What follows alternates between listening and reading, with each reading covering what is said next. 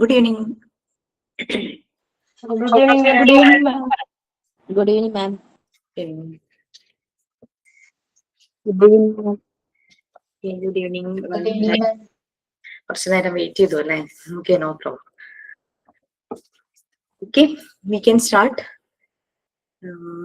Prayer ചെയ്യാൻ ആരെങ്കിലും ഉണ്ടെങ്കിൽ പ്രെയർ ചെയ്യാം. ഓൾറെഡി നമുക്ക് ക്ലാസ് ഉണ്ടായിരുന്നു രാവിലെ, എന്നാലും anyway this is A chance അല്ലെ പ്രെയർ ഒക്കെ ചെയ്യാൻ. ഓക്കെ, അപ്പോഴേക്കും ഞാനിതൊന്ന് ഷെയർ ചെയ്യാം.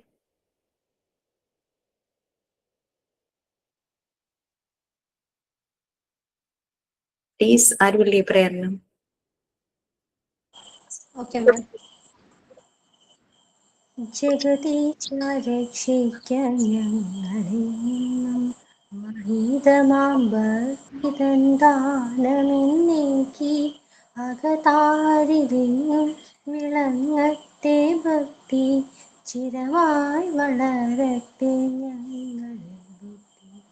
മാതൃഭൂമിക്കായി ജീവൻ ത്യജിക്കാൻ, മാതൃഭൂമിക്കായി ജീവൻ ത്യജിക്കാൻ, മാതൃഭൂമി തൻ ജീവിതം കാക്കാൻ ജീവിതനാഥാനീ അനുഗ്രഹമേകൂ. ജഗദീശ രക്ഷിക്കാൻ ഞങ്ങളെന്നും മഹിതമാം ഭക്തിതൻ ദാനമെന്നേകി അകതാരിലെങ്ങും വിളങ്ങത്തെ ശുദ്ധി ചിരമായി വളരട്ടെ ഞങ്ങളിൽ ഭക്തി. Okay, very nice. ഓക്കെ, നമുക്ക് സമയം വേണ്ട, V can start. Morning session കഴിഞ്ഞപ്പോൾ ഞാൻ പറഞ്ഞിരുന്നു കുറച്ച് പോർഷൻസ് ഒന്ന് വായിച്ചിട്ട് വരാൻ പറ്റുവാണെങ്കിൽ എളുപ്പമായിരിക്കും. നമുക്ക് ആ ഫ്രീഡത്തിന്റെ കൺസെപ്റ്റ് നമ്മളെല്ലാം തന്നെ പറഞ്ഞു. ഫ്രീഡം ഫ്രം ഡേഞ്ചർ എന്നുള്ള രീതിയിൽ എല്ലാം പറഞ്ഞു. അപ്പൊ ഓരോന്നും നിങ്ങൾക്ക് മനസ്സിലായിട്ടുണ്ടാവും എന്ന് വിചാരിക്കുന്നു. നെക്സ്റ്റ് ഫ്രീഡം ഫ്രം പ്രഷർ, അവിടെ വരും 13 പോയിന്റ്സ് വരും. ഫ്രീഡം എന്താണ്, മോണ്ടിസോറി എൻവയോൺമെന്റിലെ ഫ്രീഡം എന്നുള്ളതുകൊണ്ട് ഉദ്ദേശിക്കുന്നത് എന്താന്നുള്ളത് നമ്മൾ പറഞ്ഞിട്ടുണ്ടായിരുന്നു. ഇനി സ്ട്രക്ചർ ആൻഡ് ഓർഡർ. നമ്മൾക്കറിയാം ചൊട്ടയിലെ ശീലം ചുടല വരെ എന്നുള്ളത് നമുക്കറിയാം. ചെറുപ്പത്തിൽ തന്നെ ഒരു സിസ്റ്റമാറ്റിക് ഓർഡർ, ഓരോ സാധനങ്ങളും എവിടെ എവിടെ വെക്കണം, എങ്ങനെ അത് നീറ്റായിട്ട് വെക്കണം, തുണികൾ മടക്കി വെക്കേണ്ടത് എല്ലാം കുട്ടികൾ നമ്മളുടെ കൂടെ ചേർന്ന് ചെയ്യാൻ തുടങ്ങി കഴിഞ്ഞു കഴിഞ്ഞാൽ ത്രൂ ഔട്ട് ആളുടെ ലൈഫിൽ അത് തന്നെയായിട്ടുണ്ട്. അത് വളരെ പോസിറ്റീവായിട്ട്. പേജ് നമ്പർ ഒന്ന് പറഞ്ഞു കൊടുക്കണേ. യൂണിറ്റ് 7 ആണ് കേട്ടോ. 1 to 7.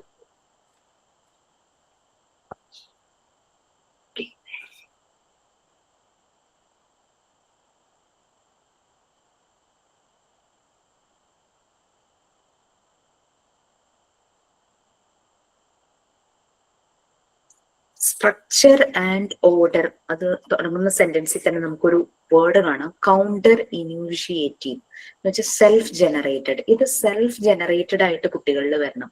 കുറെ അങ്ങ് പ്രായമായി കഴിയുമ്പോൾ ഒന്നും മര്യാദയ്ക്ക് ഒരിടത്ത് അടുക്കി വെക്കുന്നില്ല എന്ന് പറഞ്ഞാൽ അവരുടെ നേരെ ഷൗട്ട് ചെയ്യുകയോ വഴക്ക് പറയുകയോ ചെയ്തിട്ട് കാര്യമില്ല. എനിക്കിതിന് ജസ്റ്റ് എക്സാമ്പിൾ ആയിട്ട് പറയാനുള്ളത് എൻ്റെ ഹസ്ബൻഡിന്റെ കാര്യമാണ്. ആളുടെ ജനറേഷന്റെ ഫസ്റ്റ് ബേബി ആയിരുന്നു. ആളുടെ അച്ഛനും ആ ജനറേഷന്റെ ഫസ്റ്റ് ആളായിരുന്നു. അപ്പൊ അവർക്കൊരു പ്രിവിലേജ് ഉണ്ടായിരുന്നു ഫാമിലിയിൽ മുഴുവനും.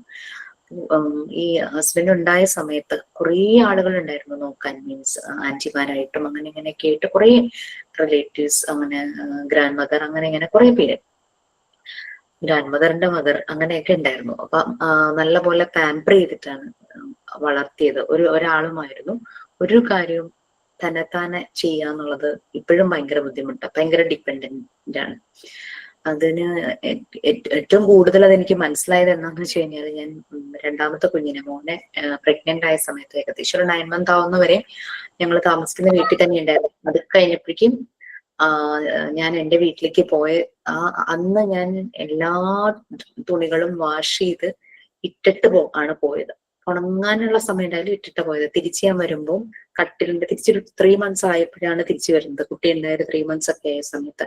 അന്ന് വാഷ് ചെയ്ത ക്ലോത്ത് ഇങ്ങനെ കട്ടിലിന്റെ ഒരു കോർണറിൽ ഇങ്ങനെ കൂനയായിട്ടിരിക്കുന്നു. അവര് ചോദിക്കുന്നത് എന്തിനാ മടക്കി വെക്കുന്നത്, അല്ലെങ്കിൽ അത് അയൺ ചെയ്ത് മടക്കി എന്തിനാ വെക്കുന്നത്, എപ്പോഴെങ്കിലും ആവശ്യം വരുമ്പോ അതിന്ന് പറഞ്ഞെടുക്കുക, അയൺ ചെയ്യുക, ഇടുക. പിന്നെ മെഷീനിലെല്ലാം കൂടി ഇട്ടിട്ട് വാഷ് ചെയ്യുക, ഉണങ്ങി കഴിയുമ്പോൾ കൊണ്ടുവന്ന് ഇവിടെ ഇടുന്ന അങ്ങനെ. അപ്പൊ അവർക്കത് മാറില്ല. ഇപ്പൊ ഒരു 50 years ആകാറായിട്ട് പോലും അവരെ സംബന്ധിച്ച് ഈ ഒരു സിസ്റ്റമാറ്റിക് അല്ലെങ്കിൽ ആ ഓർഡർ എന്നുള്ളത് അത് അവർക്ക് വന്നിട്ടില്ല, സ്ട്രക്ചർ ആൻഡ് ഓർഡർ എന്നുള്ളത്. കാരണം ചെറുപ്പത്തിലേ അത് ശീലിച്ചിട്ടില്ല, ചെയ്തിട്ടില്ല. അതാണ് ഒരു പ്രശ്നം. ഒറ്റയ്ക്ക് എവിടെയും താമസിക്കേണ്ടതായിട്ട് വന്നിട്ടില്ല, ഹോസ്റ്റലുകളോ അങ്ങനെയൊന്നും താമസിക്കേണ്ടതായിട്ട് വന്നിട്ടില്ല. അങ്ങനെയൊക്കെ കൂടെ ആകുമ്പോഴേക്കും ഇവര് പഠിക്കുന്നില്ല ഒരു കാര്യവും അങ്ങനെ. അത് ചെറുപ്പത്തിലെ തന്നെ കുട്ടികളിൽ അത് തന്നെ ജനറേറ്റ് ചെയ്ത് വരണം. നമ്മളെ അവർ ഫോളോ ചെയ്യും, നമ്മൾ ചെയ്യുന്നവർ കാണുമ്പോൾ അവരും അതുപോലെ ചെയ്യാനായിട്ട് ശ്രമിക്കും. അപ്പോൾ we have to show them, ആ ഒരു രീതിയിൽ തന്നെ വരണം. അങ്ങനെ ഒരു സെൽഫ് ജനറേറ്റഡ് ആയിട്ടാണ് ഈ സ്ട്രക്ചർ ആൻഡ് ഓർഡർ വരുന്നത്. മറിയ മോണ്ടിസോറി ഈ ഒരു എൻവിയോൺമെന്റ്, ഈ ഒരു മോണ്ടിസോറി പ്രിപ്പയർഡ് എൻവിയോൺമെന്റ് ഡിസൈൻ ചെയ്തു എന്നൊക്കെ നമ്മൾ പറഞ്ഞല്ലോ. ആ ഒരു എൻവിയോൺമെന്റ് എന്ന് പറയുന്നത് പുറത്തുള്ള വേൾഡിന്റെ, യൂണിവേഴ്സിന്റെ ഒരു മൈക്രോകോസമാണ്. മൈക്രോകോസം എന്ന് പറഞ്ഞു കഴിഞ്ഞാൽ ഒരു മിനിയേച്ചർ വേർഷൻ. അതായത് നമ്മളുടെ ആ കുട്ടി കാണാൻ പോകുന്ന പുറം ലോകത്തിന്റെ ഒരു ചെറിയ വേർഷൻ ആയിരുന്നു ആ മോണ്ടിസോറി പ്രിപ്പയർഡ് എൻവിയോൺമെന്റിൽ അവർ ഡിസൈൻ ചെയ്തു വെച്ചത്. അപ്പൊ കുഞ്ഞ് ചെറു പ്രായത്തില് ഈ ലോകത്തിൽ എന്തെല്ലാം കാര്യങ്ങളുണ്ടോ അതിന്റെ ഒരു മിനിയേച്ചർ വേർഷനുമായിട്ട് പരിചയപ്പെട്ട് കഴിയും.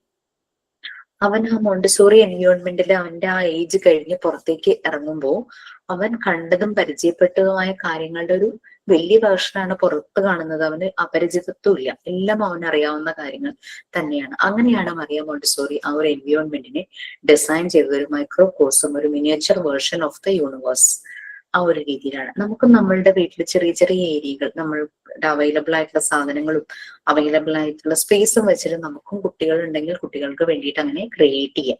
അപ്പൊ അവര് കൂടുതൽ, ഇപ്പോഴത്തെ കുട്ടികളുടെ ഒരു പ്രശ്നം ഡിജിറ്റൽ വേൾഡിന്റെ ഇൻഫ്ലുവൻസ് ആണല്ലോ.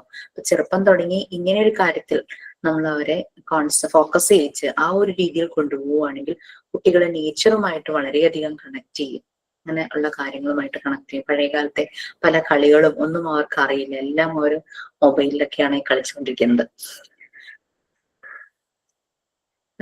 കുട്ടികളുടെ ഈ ഡെവലപ്മെന്റിനെ ഹെൽപ്പ് ചെയ്യുന്ന ഇന്റേണൽ ടൂൾസ് ആണ് സെൻസിറ്റീവ് പീരീഡും അബ്സോർബന്റ് മൈൻഡ് എന്ന് പറഞ്ഞു. അപ്പൊ ഈ ഓരോ ഡെവലപ്മെന്റ് സ്റ്റേജിലും ഇവരുടെ ഈ 2 ടൂൾസ് ഇവരെ ഹെൽപ്പ് ചെയ്യുന്നുണ്ട്. സെൻസിറ്റീവ് പീരീഡ് ആണ്.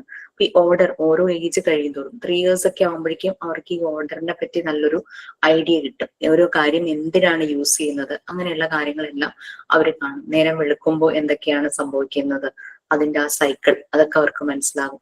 ഉച്ചയാകുമ്പോൾ എന്താണ്, വൈകുന്നേരം ആകുമ്പോൾ എന്ത്, രാത്രിയാകുമ്പോൾ എങ്ങനെ എന്നൊക്കെയുള്ള കാര്യങ്ങളും, വീട്ടിലിപ്പോൾ ആരെങ്കിലും ജോലിക്കോ പഠിക്കോ പോകുന്നുണ്ടെങ്കിൽ അവരാ പോകുന്ന സമയം എല്ലാം അവർക്ക് നല്ലപോലെ അറിയാം. അവർക്ക് ആ ഒരു സെൻസിറ്റീവ് ആണ് പുറത്ത് നടക്കുന്ന കാര്യങ്ങൾ. അങ്ങനെയാണ് ഇവരിൽ ഓർഡർ ക്രിയേറ്റ് ചെയ്യുന്നത്.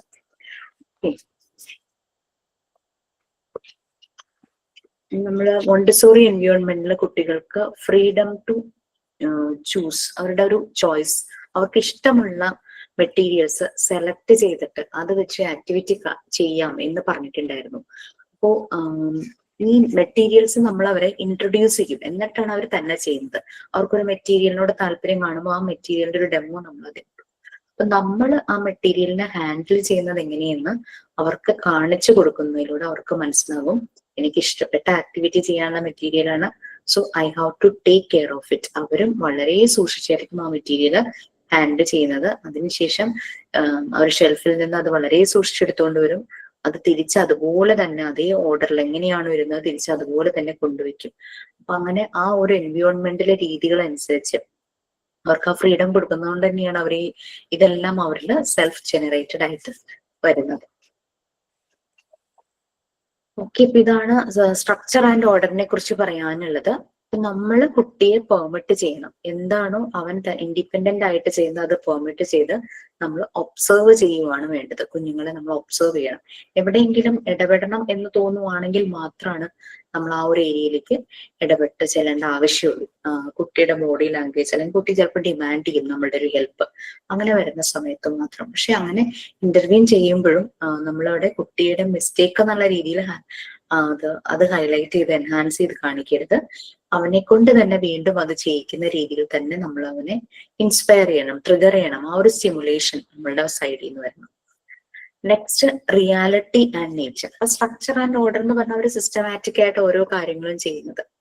ഓക്കെ, ആ ഒരു ഓർഡറിന്റെ കാര്യത്തിൽ നമ്മളൊരു ലെസണിൽ പറഞ്ഞില്ലായിരുന്നു, ഒരു അമ്മ ജാക്കറ്റ് എടുത്ത് കയ്യിലിട്ടപ്പോ കുട്ടി ഭയങ്കരമായിട്ട് വാശി പിടിച്ച് കരഞ്ഞ കാര്യം. അപ്പൊ കുട്ടികൾ ഒരു 3 വയസ്സ് കഴിയുമ്പോൾ തുടങ്ങിയവർക്ക് അറിയാം, ഓരോ കുറെ കൂടെ ബേസ് ആകും ഓർഡർ എങ്ങനെയാണ്, ഓരോ കാര്യങ്ങൾ എങ്ങനെയാണ്, എങ്ങനെ ചെയ്യണം, ഓരോ ഒബ്ജക്റ്റ് ആണെങ്കിൽ എവിടെ വെക്കണം, അങ്ങനെയുള്ള ഓർഡർ എല്ലാം നിങ്ങൾക്ക് കിട്ടും. അത് ശരിക്കും 1 വയസ്സ് കഴിയുമ്പോൾ തന്നെ അവരിൽ വരും. നമ്മുടെ ഒരു ഓർഡർ ആയിരിക്കില്ല, ചിലപ്പോൾ ആ ഒരു ടൈമിൽ അവർക്ക് 3 വയസ്സ് കഴിയുമ്പോൾ അതിന്റെ ഒരു ക്ലിയർ പിക്ചർ അവർക്ക് കിട്ടും. Next, reality and nature.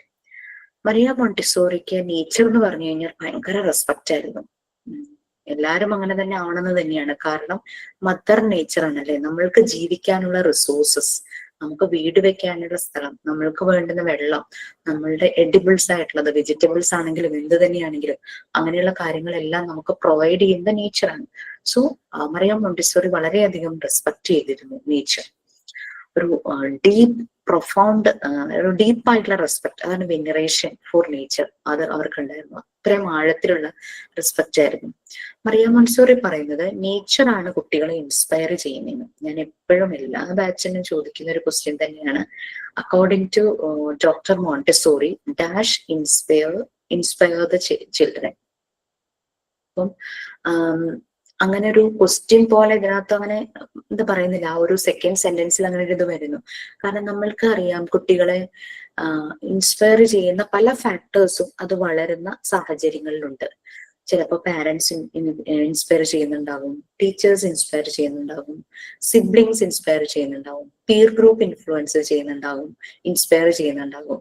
പക്ഷെ എല്ലാ കുട്ടികളുടെ കാര്യത്തിലും ഈ പറയുന്ന ഫാക്ടേഴ്സ് എല്ലാം ഇൻസ്പയർ ചെയ്യണമെന്നില്ല, അല്ലെ? അതുകൊണ്ട് ഏറ്റവും നേച്ചറാണ് കുട്ടികളെ എപ്പോഴും ഇൻസ്പയർ ചെയ്യുന്നത്. അവർ ചെറുതായിരിക്കുമ്പോഴേ തുടങ്ങി പുറത്തേക്ക് പോകുമ്പോൾ അവർക്കുണ്ടാകുന്ന സന്തോഷം, അവരെത്ര സമയം വേണമെങ്കിലും പുറത്ത് ചെലവഴിക്കും, കളിക്കും. അപ്പോൾ ഓൾവേസ് അവരെ ഇൻസ്പയർ ചെയ്യുന്നത് നേച്ചറാണ്. അതുകൊണ്ടാണ് കേട്ടോ. അപ്പൊ നിങ്ങൾ വിചാരിക്കും അങ്ങനെ ഒരു ക്വസ്റ്റ്യൻ, അങ്ങനെ ഒരു ഡീറ്റെയിൽ ആയിട്ട് അതിൽ കാണുന്നില്ലല്ലോ, ആ ഒരു സെന്റൻസ് മതി. According to Maria Montessori, nature inspire the children. അപ്പൊ അതുകൊണ്ട് മറിയ മോണ്ടിസോറി എപ്പോഴും പറയുന്നത് കുട്ടികളെ നേച്ചറുമായിട്ട് കണക്ട് ചെയ്യുക, നമുക്ക് അതുമായിട്ട് കണക്ട് ചെയ്യണം. അവിടെ മോണ്ടിസോറി എൻവയോൺമെന്റിൽ യൂസ് ചെയ്യുന്ന മെറ്റീരിയൽസ് എല്ലാം തന്നെ റിയൽ ഒബ്ജക്ട്സ് കൊണ്ട് ഉണ്ടാക്കിയിട്ടുള്ളതായിരുന്നു. വുഡ്, മെറ്റൽ, ഗ്ലാസ്, ഇതിലുള്ള മെറ്റീരിയൽസ് ആയിരുന്നു. പ്ലാസ്റ്റിക്കോ സിന്തറ്റിക്കോ ആർട്ടിഫിഷ്യൽ ആയിട്ടുള്ള ഒന്നും മോണ്ടിസോറി പ്രിപ്പയർഡ് എൻവയോൺമെന്റിൽ യൂസ് ചെയ്തിരുന്നില്ല. വുഡ് എന്ന് പറഞ്ഞു കഴിഞ്ഞാൽ റിയൽ വുഡ്, യൂറോപ്യൻ കൺട്രീസിലൊക്കെ ചില ക്രാഫ്റ്റിനൊക്കെ യൂസ് ചെയ്യുന്ന നല്ല വുഡൻ മെറ്റീരിയൽസ് ഉണ്ട്. അതുപോലെ റീഡ്സ് എന്ന് പറഞ്ഞു കഴിഞ്ഞാൽ ബാംബു പോലെ തന്നെ അകം പൊള്ളയായിട്ടുള്ള, നമുക്ക് ഈറ്റയൊക്കെ ഇവിടെ നമുക്ക് കിട്ടില്ലേ, അതുപോലെ തന്നെ അവിടെ അകം പൊള്ളയായിട്ടുള്ള വുഡൻ പീസസ് ഉണ്ട്. നല്ല ബലമായിരിക്കും ഇത്. കാരണം അവർ ഈ കണ്ടിട്ടുണ്ടോ, പുറത്തുള്ള ആൾക്കാര് ഈ വലിയ വലിപ്പമുള്ള ബാംബു ഇങ്ങനെ ഹാഫായിട്ട് ഇങ്ങനെ ഒരു സിലിണ്ടറിക്കൽ ഷേപ്പിൽ കട്ട് ചെയ്തിട്ട് അതിന്റെ ഈ ബാംബുവിന്റെ ചില ജോയിന്റ്സ് വരുമ്പോൾ അവിടെ ഒരു കവറിങ് പോലെ ഉണ്ടാവും അല്ലെ, ഒരു അടപ്പ് പോലത്തെ ഒരു ഭാഗം പോലെ വരും. അങ്ങനെ വെച്ചിട്ട് അവര് കട്ട് ചെയ്തിട്ട് അപ്പൊ 2 സൈഡും ക്ലോസ്ഡ് ആയിരിക്കും. മുകളിലത്തെ ഭാഗം ഓപ്പൺ ചെയ്ത് അതൊരു ലിഡ് ആക്കി വെച്ചിട്ട് അതിന്റെ ഉള്ളിൽ അവര് റൈസ് കുക്ക് ചെയ്യുന്ന കാണാം തീയിൽ വെച്ചിട്ട്. അപ്പൊ ഞാൻ ആലോചിച്ചു, ഇതിങ്ങനെ കത്തി പോകില്ലേ, ഞാൻ ഇത് ഹസ്ബൻഡിനോട് ചോദിച്ചു. അപ്പൊ പറയാം അതങ്ങനെ പോകില്ല, അത്രയ്ക്ക് നല്ല ഇതാണ് ആ വുഡൻ ഇതെന്ന് പറയുന്നത്.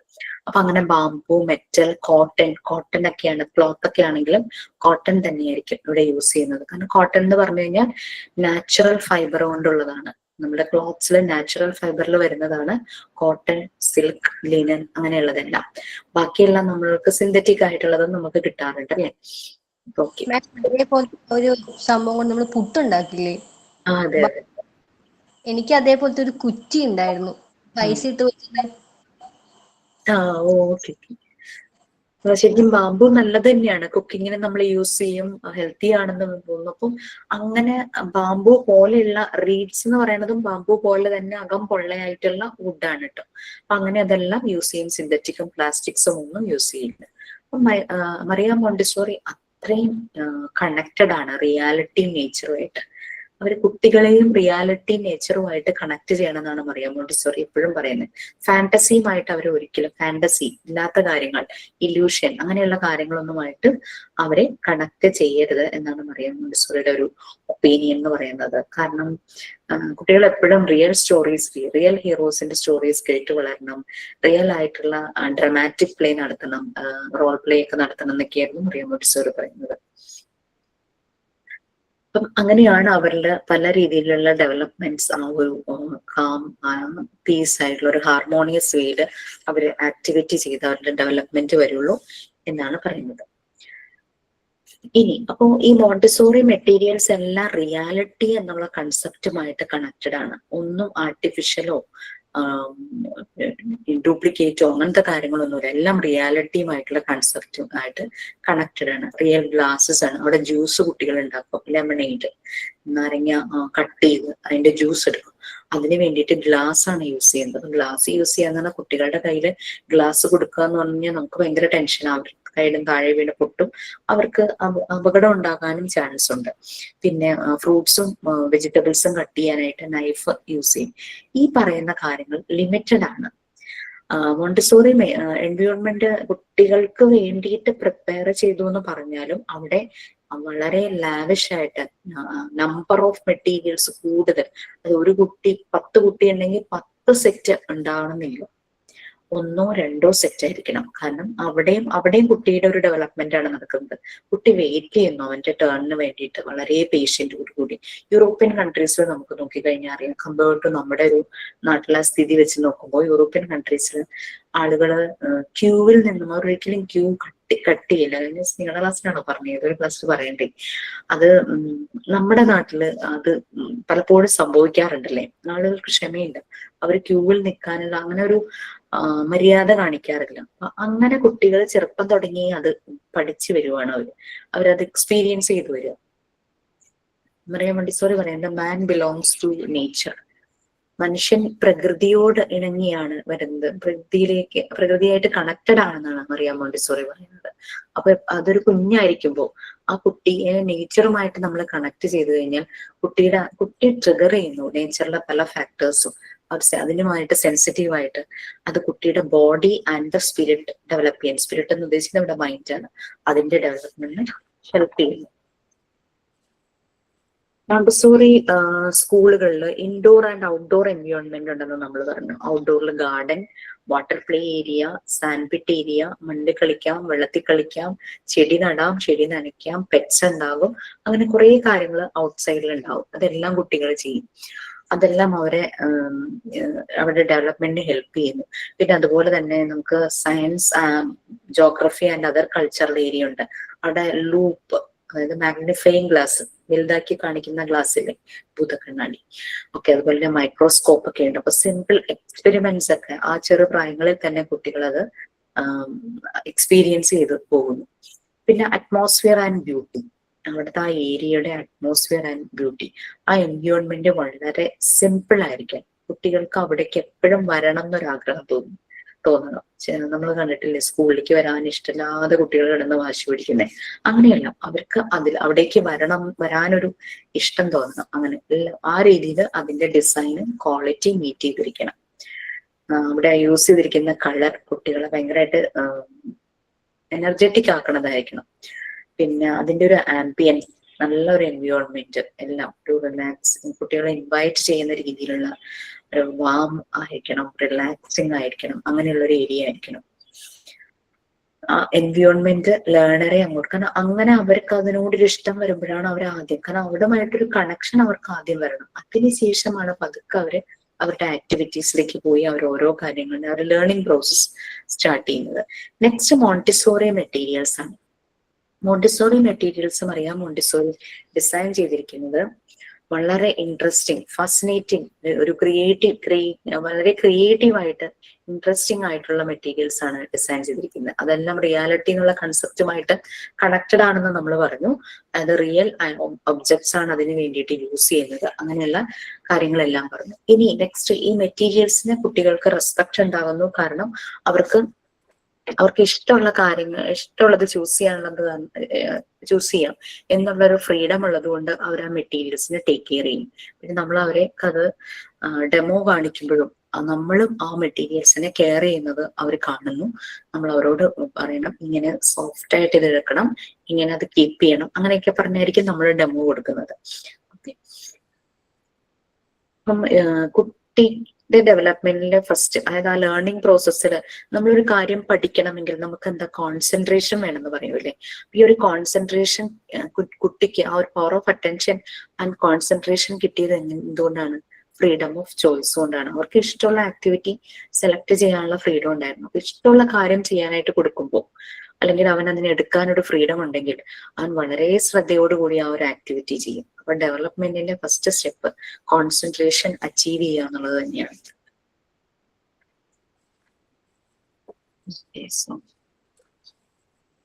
കുട്ടിയുടെ ഇന്റേണൽ ഫോർമേഷൻ നമ്മൾ പറഞ്ഞില്ലേ, സെൽഫ് കൺസ്ട്രക്ഷൻ, അതിന് ഹെൽപ്പ് ചെയ്യുന്നു ഈ ഒരു മെറ്റീരിയൽസ്. അവരുടെ ഇന്റേണൽ ഫോർമേഷൻ, സെൽഫ് കൺസ്ട്രക്ഷന് ഹെൽപ്പ് ചെയ്യുന്നു. കുട്ടിയുടെ ഇന്നർ നീഡ്സ്, അതായത് നമ്മൾക്കും എന്തെങ്കിലും ഒരു കാര്യം ചെയ്യുമ്പോൾ നമ്മുടെ ഉള്ളിൽ നിന്ന് ആരോ പറയും, നമ്മൾ ആ ടേംസിൽ നമ്മൾ പറഞ്ഞില്ലേ, അതുപോലെ തന്നെ കുഞ്ഞുങ്ങൾ പല കാര്യം കണ്ടതിന്റെ സ്റ്റോർ ചെയ്ത് വെച്ചിട്ടുണ്ടാകും. അത് റിട്രീവ് ചെയ്തിട്ടായിരിക്കും അവർ ഓരോ ആക്ടിവിറ്റി ചെയ്യുന്നത്. അമ്മ ജഗ്ഗില് വെള്ളം ഫില്ല് ചെയ്യുന്നത് കാണിച്ചു കൊടുത്തിട്ടുണ്ടാവും, കുഞ്ഞിനെ കൊണ്ട് ചെറിയ രീതിയിൽ ഒന്ന് ട്രൈ ചെയ്യിച്ചിട്ടുണ്ടാവും. അത് അവന്റെ മനസ്സിൽ ഇങ്ങനെ സ്റ്റോർ ചെയ്ത് വെച്ചിരിക്കുക.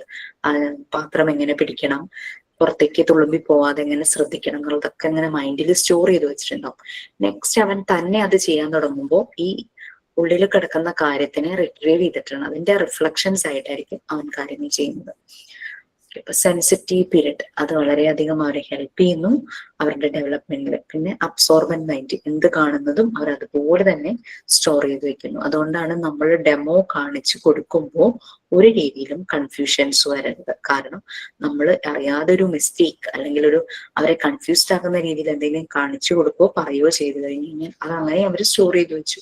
അതാണ് ആശാനൊന്നും പിഴച്ചാൽ ശിഷ്യന്മാർ അമ്പത്തൊന്നും പിഴക്കെന്നൊക്കെ പറഞ്ഞ് നമ്മളൊരു പഴഞ്ചൊല്ലൊക്കെ കേട്ടിട്ടില്ലേ.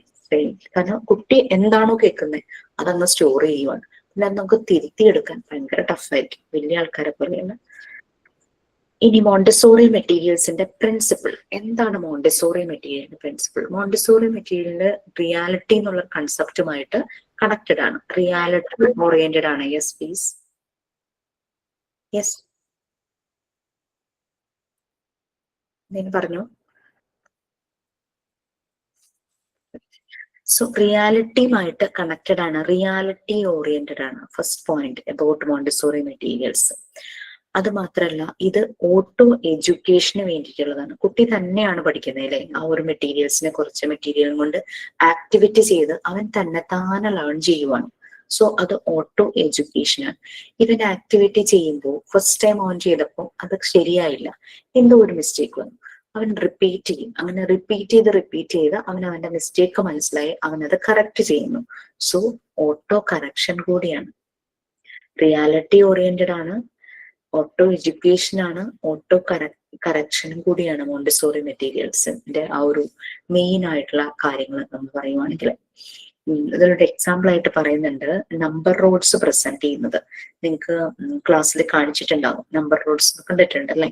നമ്പർ റോഡ്സ് വളരെ ഓൺലൈനായിട്ട് നമുക്ക് കാണിച്ചു തന്നായിരുന്നു, മറ്റേ വൈവയ്ക്ക് മുമ്പായിട്ട് നമുക്ക് കാണിച്ചു തന്നായിരുന്നു. നേരിട്ട് വന്നപ്പോഴും കണ്ടില്ലേ? നേരിട്ട് വന്നപ്പോൾ കണ്ടിട്ടുണ്ടായിരുന്നു മാം. എനിക്ക് അത് ഒന്ന് ചെയ്തപ്പം ലാസ്റ്റ് ചെയ്തു, പക്ഷെ എല്ലാം കറക്റ്റ് ആയിട്ട് വന്നു. ലാസ്റ്റ് വന്നപ്പോ എവിടെ തെറ്റ് പറ്റിപ്പോയി. അതാണ്, നമ്മളും ഇത് പലതവണ റിപ്പീറ്റ് ചെയ്യണം നമുക്ക്, കാരണം അതുപോലെയാണ് ആ മെറ്റീരിയൽ ഡിസൈൻ ചെയ്ത് വെച്ചിരിക്കുന്നത്. അതൊരു എക്സാമ്പിൾ ആയിട്ട് ഇവിടെ നമ്പർ റോഡ്സ് പറയുന്നുണ്ട്. അപ്പൊ നമ്പർ റോഡ്സിന്റെ മെയിൻ ഉദ്ദേശം അഡീഷൻ ഉണ്ട്, അതുപോലെ തന്നെ ഓഡ് ഈവൻ കൺസെപ്റ്റ്. ഇതാണ് മെയിൻ ആയിട്ട് അതിൽ നിന്നും കുട്ടികൾ മനസ്സിലാക്കുന്നത്. കൗണ്ടിങ്ങും ചെയ്യാം. പക്ഷെ നമ്മൾ ആദ്യം കുട്ടിക്ക് കൊടുക്കുന്ന കൺസെപ്റ്റ് എന്ന് പറയുന്നത് ഇതൊന്നുമല്ല, ലെങ്ത്തിന്റെ ഡിഫറൻസ്, നീളം കൂടിയത് നീളം കുറഞ്ഞത്, ആ ഒരു കൺസെപ്റ്റാണ് കുട്ടിയിലേക്ക് ആദ്യം കൊടുക്കുന്നത്. അങ്ങനെയാണ് നമ്മൾ ഓരോ മെറ്റീരിയലും അവർക്ക് ഇൻട്രൊഡ്യൂസ് ചെയ്യുന്നത്. ആദ്യമേ തന്നെ അവരെ കൺഫ്യൂസ്ഡ് ആക്കുന്നില്ല, അഡീഷൻ ഇങ്ങനെ ചെയ്യണം എന്ന് പറഞ്ഞ് കൺഫ്യൂസ്ഡ് ആക്കുന്നില്ല. നമ്മൾ അവിടെ നീളം കൂടിയത് നീളം കുറഞ്ഞതെന്ന് പറയും. നമ്മൾ 1 കാണിക്കാനായിട്ട് ആ നമ്പർ റോഡ്സിന്റെ ഒരു ക്യൂബോയിഡ് ഷേപ്പ് ആണ് അല്ലെ, അപ്പൊ അത് റെഡ് കളറിൽ വന്നു. 2 ആയപ്പം അതേപോലെ തന്നെ റെഡും അതേ അളവിൽ ബ്ലൂവും കൂടെ ആ റോഡിന്റെ കൂടെ ചേർന്നു. അങ്ങനെ 1, 2 അങ്ങനെ വന്നു. അങ്ങനെ പിന്നെ കളറാണ് ഒരു ലെങ്ത് കൂടിയതും ലെങ്ത് കുറഞ്ഞതും എന്നുള്ള കൺസെപ്റ്റ് കിട്ടിക്കഴിയുമ്പോൾ പിന്നെ അവരെ കളർ, ആ ഒരു കളർ സെൻസ് ആണ് അവരെ ട്രിഗർ ചെയ്യിക്കുന്നത്, റെഡും ബ്ലൂവും. എന്നിട്ട് അതിനെ ഒരു അസെൻഡിങ് ഓർഡറിൽ പ്ലേസ് ചെയ്യാനായിട്ട് നമ്മൾ ആദ്യം അസെൻഡിങ് ഓർഡറോ ഡിസെൻഡിങ് ഓർഡറോ വോട്ടെവർ, എനിക്ക് തോന്നുന്നു കുട്ടികളെ ആദ്യം അസെൻഡിങ് ഓർഡർ ആയിരിക്കും അവർക്ക് എളുപ്പം എന്ന് തോന്നുന്നു. കാരണം അവർ കൗണ്ടിങ് ചെയ്യുന്നത് ആ ഓർഡറിലല്ലേ, 1, 2, 3 എന്ന് പറഞ്ഞില്ലേ കൗണ്ട് ചെയ്യുന്നത്. പിന്നീട് നമുക്ക് പുറകിലേക്ക് ചെയ്യുന്നതായിരിക്കും നല്ലതെന്ന് തോന്നുന്നു. തുടക്കത്തിൽ ഡിസെൻഡിങ് ചെയ്യിക്കാതിരിക്കുന്നതായിരിക്കും ബെറ്റർ. അപ്പൊ ആദ്യം 1 വയ്ക്കുമ്പോൾ റെഡ് വരുന്ന പോർഷൻ മാത്രം, പിന്നെ 2 ആവുമ്പോൾ റെഡും അതിന്റെ കൂടെ ബ്ലൂവും, 3 വന്നപ്പോ റെഡ് ബ്ലൂ റെഡ്, അങ്ങനെ വെച്ച് കഴിഞ്ഞിട്ട് കുട്ടിയുടെ ഒരു ഒബ്സർവേഷൻ. അപ്പം ഒന്നില്ലെങ്കിൽ നമുക്ക് പറയാം, അല്ലെങ്കിൽ കുട്ടികൾ തന്നെ ഇങ്ങോട്ട് പറയും 1 വന്നപ്പോ റെഡിൽ എൻഡ് ചെയ്തു, 2 വന്നപ്പോ ബ്ലൂവിൽ. അവരത് പറഞ്ഞില്ലെങ്കിൽ നമ്മൾക്ക് ജസ്റ്റ് ഒരു ഹിന്റ് കൊടുക്കാം. അത് നമ്മൾ ഡെമോ കൊടുക്കുമ്പോൾ നമുക്ക് സിമ്പിൾ ആയ കാര്യങ്ങൾ പറഞ്ഞു കൊടുക്കാം, കൺഫ്യൂസ്ഡ് ആക്കാതെ. അപ്പൊ കുട്ടിക്ക് മനസ്സിലാകും 1 എന്ന് പറഞ്ഞു കഴിഞ്ഞാൽ എൻഡ് ചെയ്യുന്ന റെഡ് ആണ്, ഒറ്റ ഇതേ ഉള്ളൂ. 2 ആണെങ്കിൽ എൻഡ് ചെയ്യുന്നത് ബ്ലൂവിലാണ്, 3 ആണെങ്കിൽ എൻഡ് ചെയ്യുന്ന റെഡിലാണ്. അപ്പൊ ഓഡ് ഈവൻ കൺസെപ്റ്റ് അവരിലേക്ക് നമുക്ക് കൊടുക്കാം. പിന്നെയാണ് നമ്മൾ ഏറ്റവും അവസാനമാണ് അഡീഷൻ ചെയ്യിക്കുന്നത് റോഡ്സ് വെച്ചിട്ട്. അപ്പൊ 2 + 3 നമുക്ക് അഡീഷൻ ചെയ്യിക്കണം.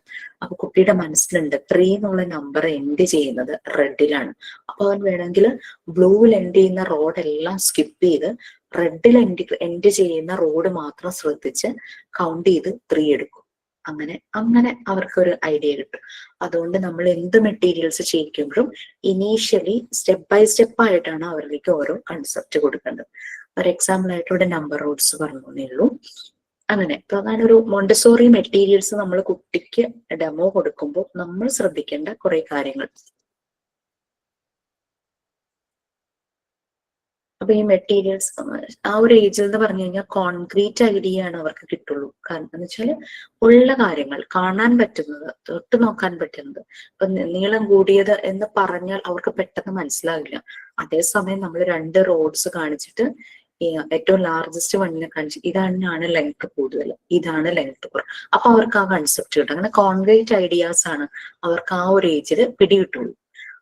അസ്യൂം ചെയ്ത് ഇമാജിൻ ചെയ്തൊന്നും അപ്പൊ അവർക്ക് കിട്ടില്ല. കുറച്ചുകൂടെ പ്രായം വരുമ്പോഴാണ് ആ ഒരു ഐഡിയ ഒക്കെ അവർക്ക് വരുള്ളൂ. മോണ്ടിസോറി മെറ്റീരിയൽ ഓട്ടോ എഡ്യൂക്കേഷന് വേണ്ടിയിട്ടാണ് control of error, auto correction തന്നെയാണ് അവർ കൺട്രോൾ ചെയ്യുന്നത്. കൺട്രോൾ ഓഫ് എററിന് പറ്റുന്ന രീതിയിലുള്ളതാണ് മോണ്ടിസോറി മെറ്റീരിയൽസ്. ഇതൊക്കെയാണ് പ്രിൻസിപ്പിൾ ആയിട്ട് മെറ്റീരിയൽസിന്റെ പ്രിൻസിപ്പിൾ. നമുക്ക് വായിച്ചു നോക്കിയാൽ മനസ്സിലാവുന്ന കാര്യങ്ങൾ തന്നെയാണ് കേട്ടോ.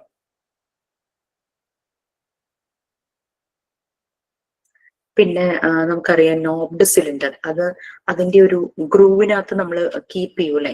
അപ്പൊ കറക്റ്റ് ആ ഗ്രൂവില് വെച്ചില്ലെങ്കിൽ കുട്ടി എല്ലാം വെച്ച് കഴിയുമ്പോഴേക്കും ലാസ്റ്റ് ഒരെണ്ണം ലെഫ്റ്റ് ഓവർ ആകും.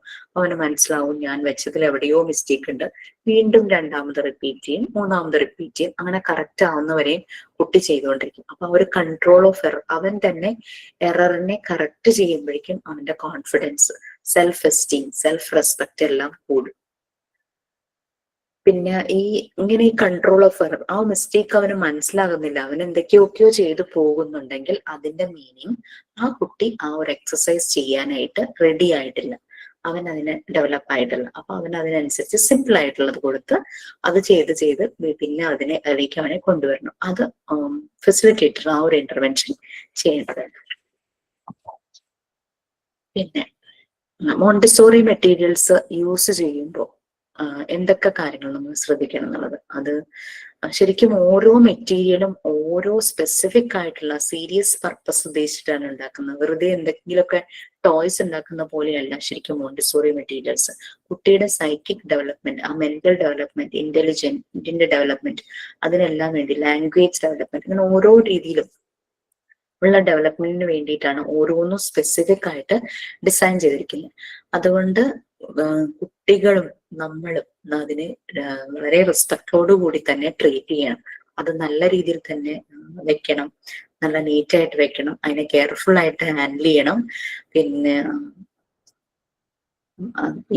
അതിന്റെ യൂസേജിന് ശേഷം ഒക്കെ നമ്മൾ അതിനെ കറക്റ്റ് ആയിട്ട് എവിടെയാണോ നമ്മൾ എടുത്തത് അതിനനുസരിച്ച് തന്നെ അത് കൊണ്ടുപോയി വെക്കണം.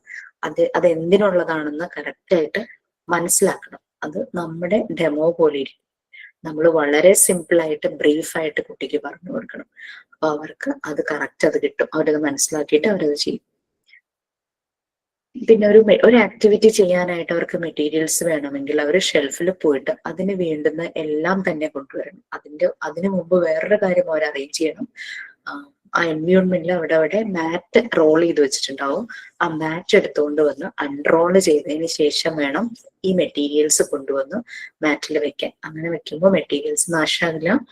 ഉരുണ്ടു പോകുന്ന ടൈപ്പ് ഉണ്ടെങ്കിൽ അത് ഉരുണ്ടു പോകില്ല. അങ്ങനെ ആ ഒരു ലിമിറ്റഡ് സ്പേസിൽ വരുന്ന കുട്ടി ചെയ്യും. എൻവയോൺമെന്റിനെ റെസ്പെക്ട് ചെയ്യുന്നു, മറ്റുള്ളവരെ ഡിസ്റ്റർബ് ചെയ്യുന്നില്ല. സോ അവിടെ നല്ല രീതിയിൽ ഹാർമോണിയസ് ആയിട്ടുള്ള രീതിയിൽ തന്നെയാണ് ആക്ടിവിറ്റീസ് നടക്കുക. പിന്നെ ഇൻട്രൊഡക്ഷൻ ചെയ്യുമ്പോഴേക്കും ആ ഫണ്ടമെന്റൽ ലെസൺ അത് നമ്മൾ അനുസരിക്കുക. ഫണ്ടമെന്റൽ ലെസൺ കൊടുക്കുന്നത് നമ്മളാണ്. നമ്മളത് കൊടുക്കുമ്പോൾ വളരെ സിമ്പിൾ ആയിട്ട് ബ്രീഫായിട്ട് അതിനെക്കുറിച്ച് മാത്രം ഏറ്റവും കുറഞ്ഞ വേർഡ്സിൽ, ഷോർട്ട് വേർഡ്സിൽ തന്നെ നമ്മൾ കൊടുക്കുക. കാരണം കുഞ്ഞുങ്ങൾക്ക് വലിയ കഥ ഇതിനെക്കുറിച്ച് വലിയ കുറേ കാര്യങ്ങൾ തിയറി കേൾക്കേണ്ട താല്പര്യമൊന്നും ഉണ്ടാവില്ല. അവർക്ക് എത്രയും പെട്ടെന്ന് അത് ചെയ്യാം. അപ്പൊ അതെങ്ങനെ ചെയ്യണം എന്നുള്ള ഒരു ഐഡിയ മാത്രം കേൾക്കാൻ അവർ നിൽക്കുള്ളൂ.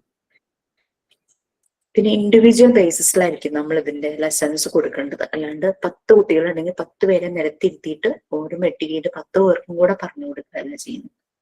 ഓരോരുത്തർക്കായിട്ട് എല്ലാ കുട്ടികളും ഒരു ആക്ടിവിറ്റി തന്നെ ചെയ്യണമെന്നില്ല. ചിലപ്പോൾ ചില ഗ്രൂപ്പ് ആക്ടിവിറ്റീസ് മോണ്ടിസോറി എൻവയോൺമെന്റിൽ നടക്കാറുണ്ട്.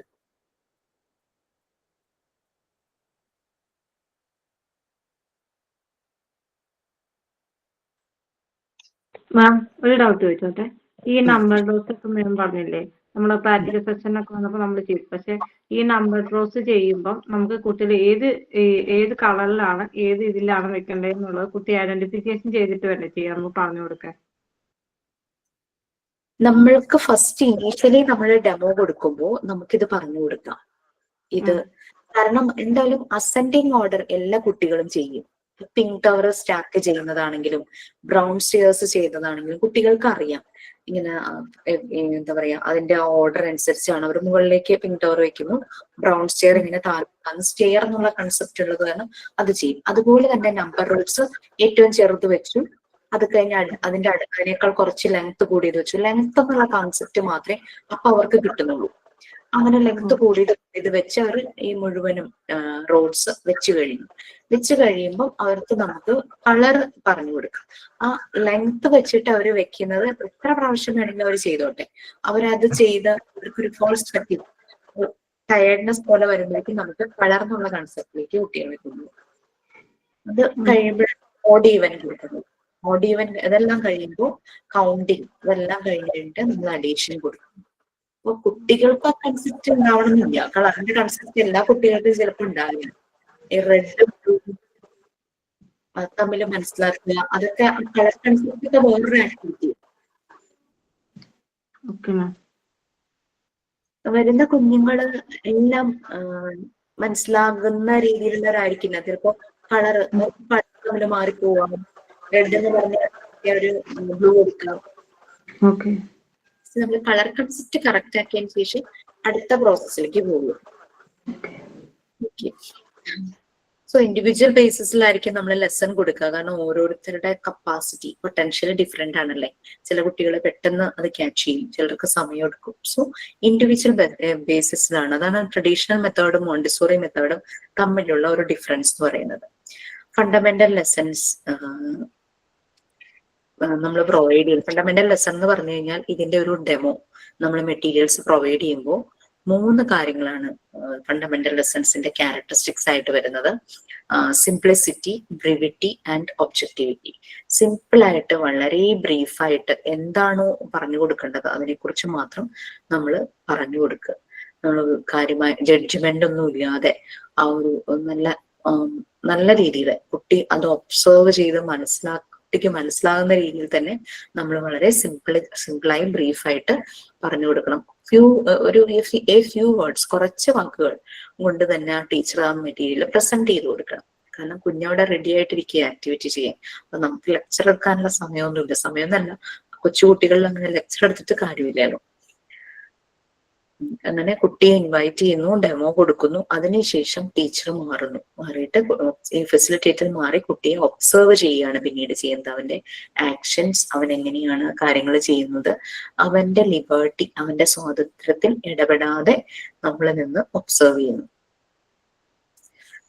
ഒബ്സർവ് ചെയ്യുമ്പോൾ പല കാര്യങ്ങളും നമ്മൾ ശ്രദ്ധിക്കണം. അതായത് കുട്ടിക്ക് ഇതിൽ ഇൻട്രസ്റ്റ് ഉണ്ടോ, ഈ ഒരു മെറ്റീരിയൽസിൽ ആക്ടിവിറ്റി ചെയ്യുന്നതിൽ അവൻ ഇൻട്രസ്റ്റ് കാണിക്കുന്നുണ്ടോ, പിന്നെ എങ്ങനെയാണ് ഇൻട്രസ്റ്റ് കാണിക്കുന്നത്, എത്ര നേരം ആക്ടിവിറ്റി ചെയ്യുന്നു, എത്ര പ്രാവശ്യം റിപ്പീറ്റ് ചെയ്യുന്നു, ഫസ്റ്റ് ടൈമിൽ തന്നെ അവൻ കറക്റ്റ് ആയിട്ട് ചെയ്തു, അല്ലെങ്കിൽ എത്ര ടൈംസ് എടുത്തു അവൻ അത് കറക്റ്റ് ആവാൻ, അങ്ങനെ എല്ലാ കാര്യങ്ങളും ടീച്ചർ ഒബ്സർവ് ചെയ്യണം. അപ്പൊ നമ്മളുടെ ഡ്യൂട്ടി എന്ന് പറഞ്ഞാൽ അത്രയും റെസ്പോൺസിബിലിറ്റി വരുന്നതാണ്. കാരണം ഇത് കറക്റ്റ് ആയിട്ട് നമുക്ക് നമ്മുടെ തലയിൽ വേറൊന്നും പാടില്ല, കോൺസെൻട്രേഷനോട് കൂടി നമ്മൾ അത് ഒബ്സർവ് ചെയ്തിട്ടാണ് നമുക്ക് മനസ്സിലാവുള്ളൂ കുട്ടി ആ ആക്ടിവിറ്റി എത്രത്തോളം ഫുൾഫിൽ ചെയ്തു എന്നുള്ളത്.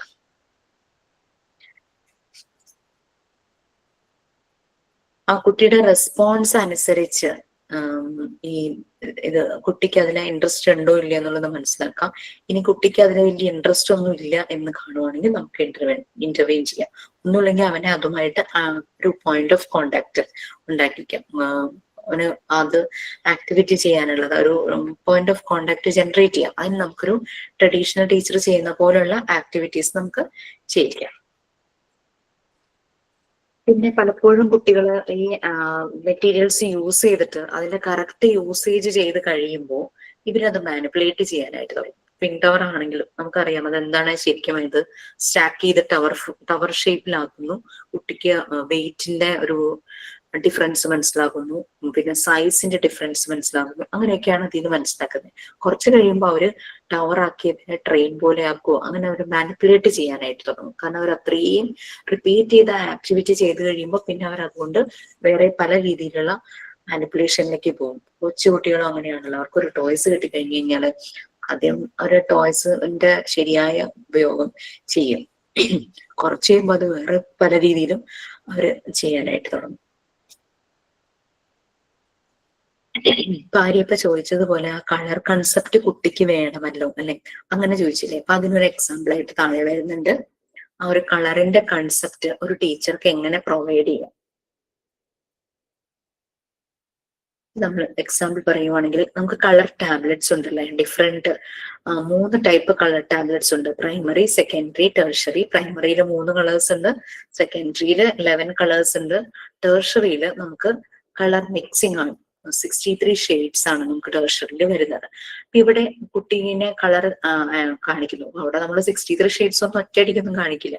അതെല്ലാം നമ്മൾ കുട്ടികളെ കൊണ്ട് കളർ മിക്സ് ചെയ്ത് ഉണ്ടാക്കുന്നതാണ് കേട്ടോ.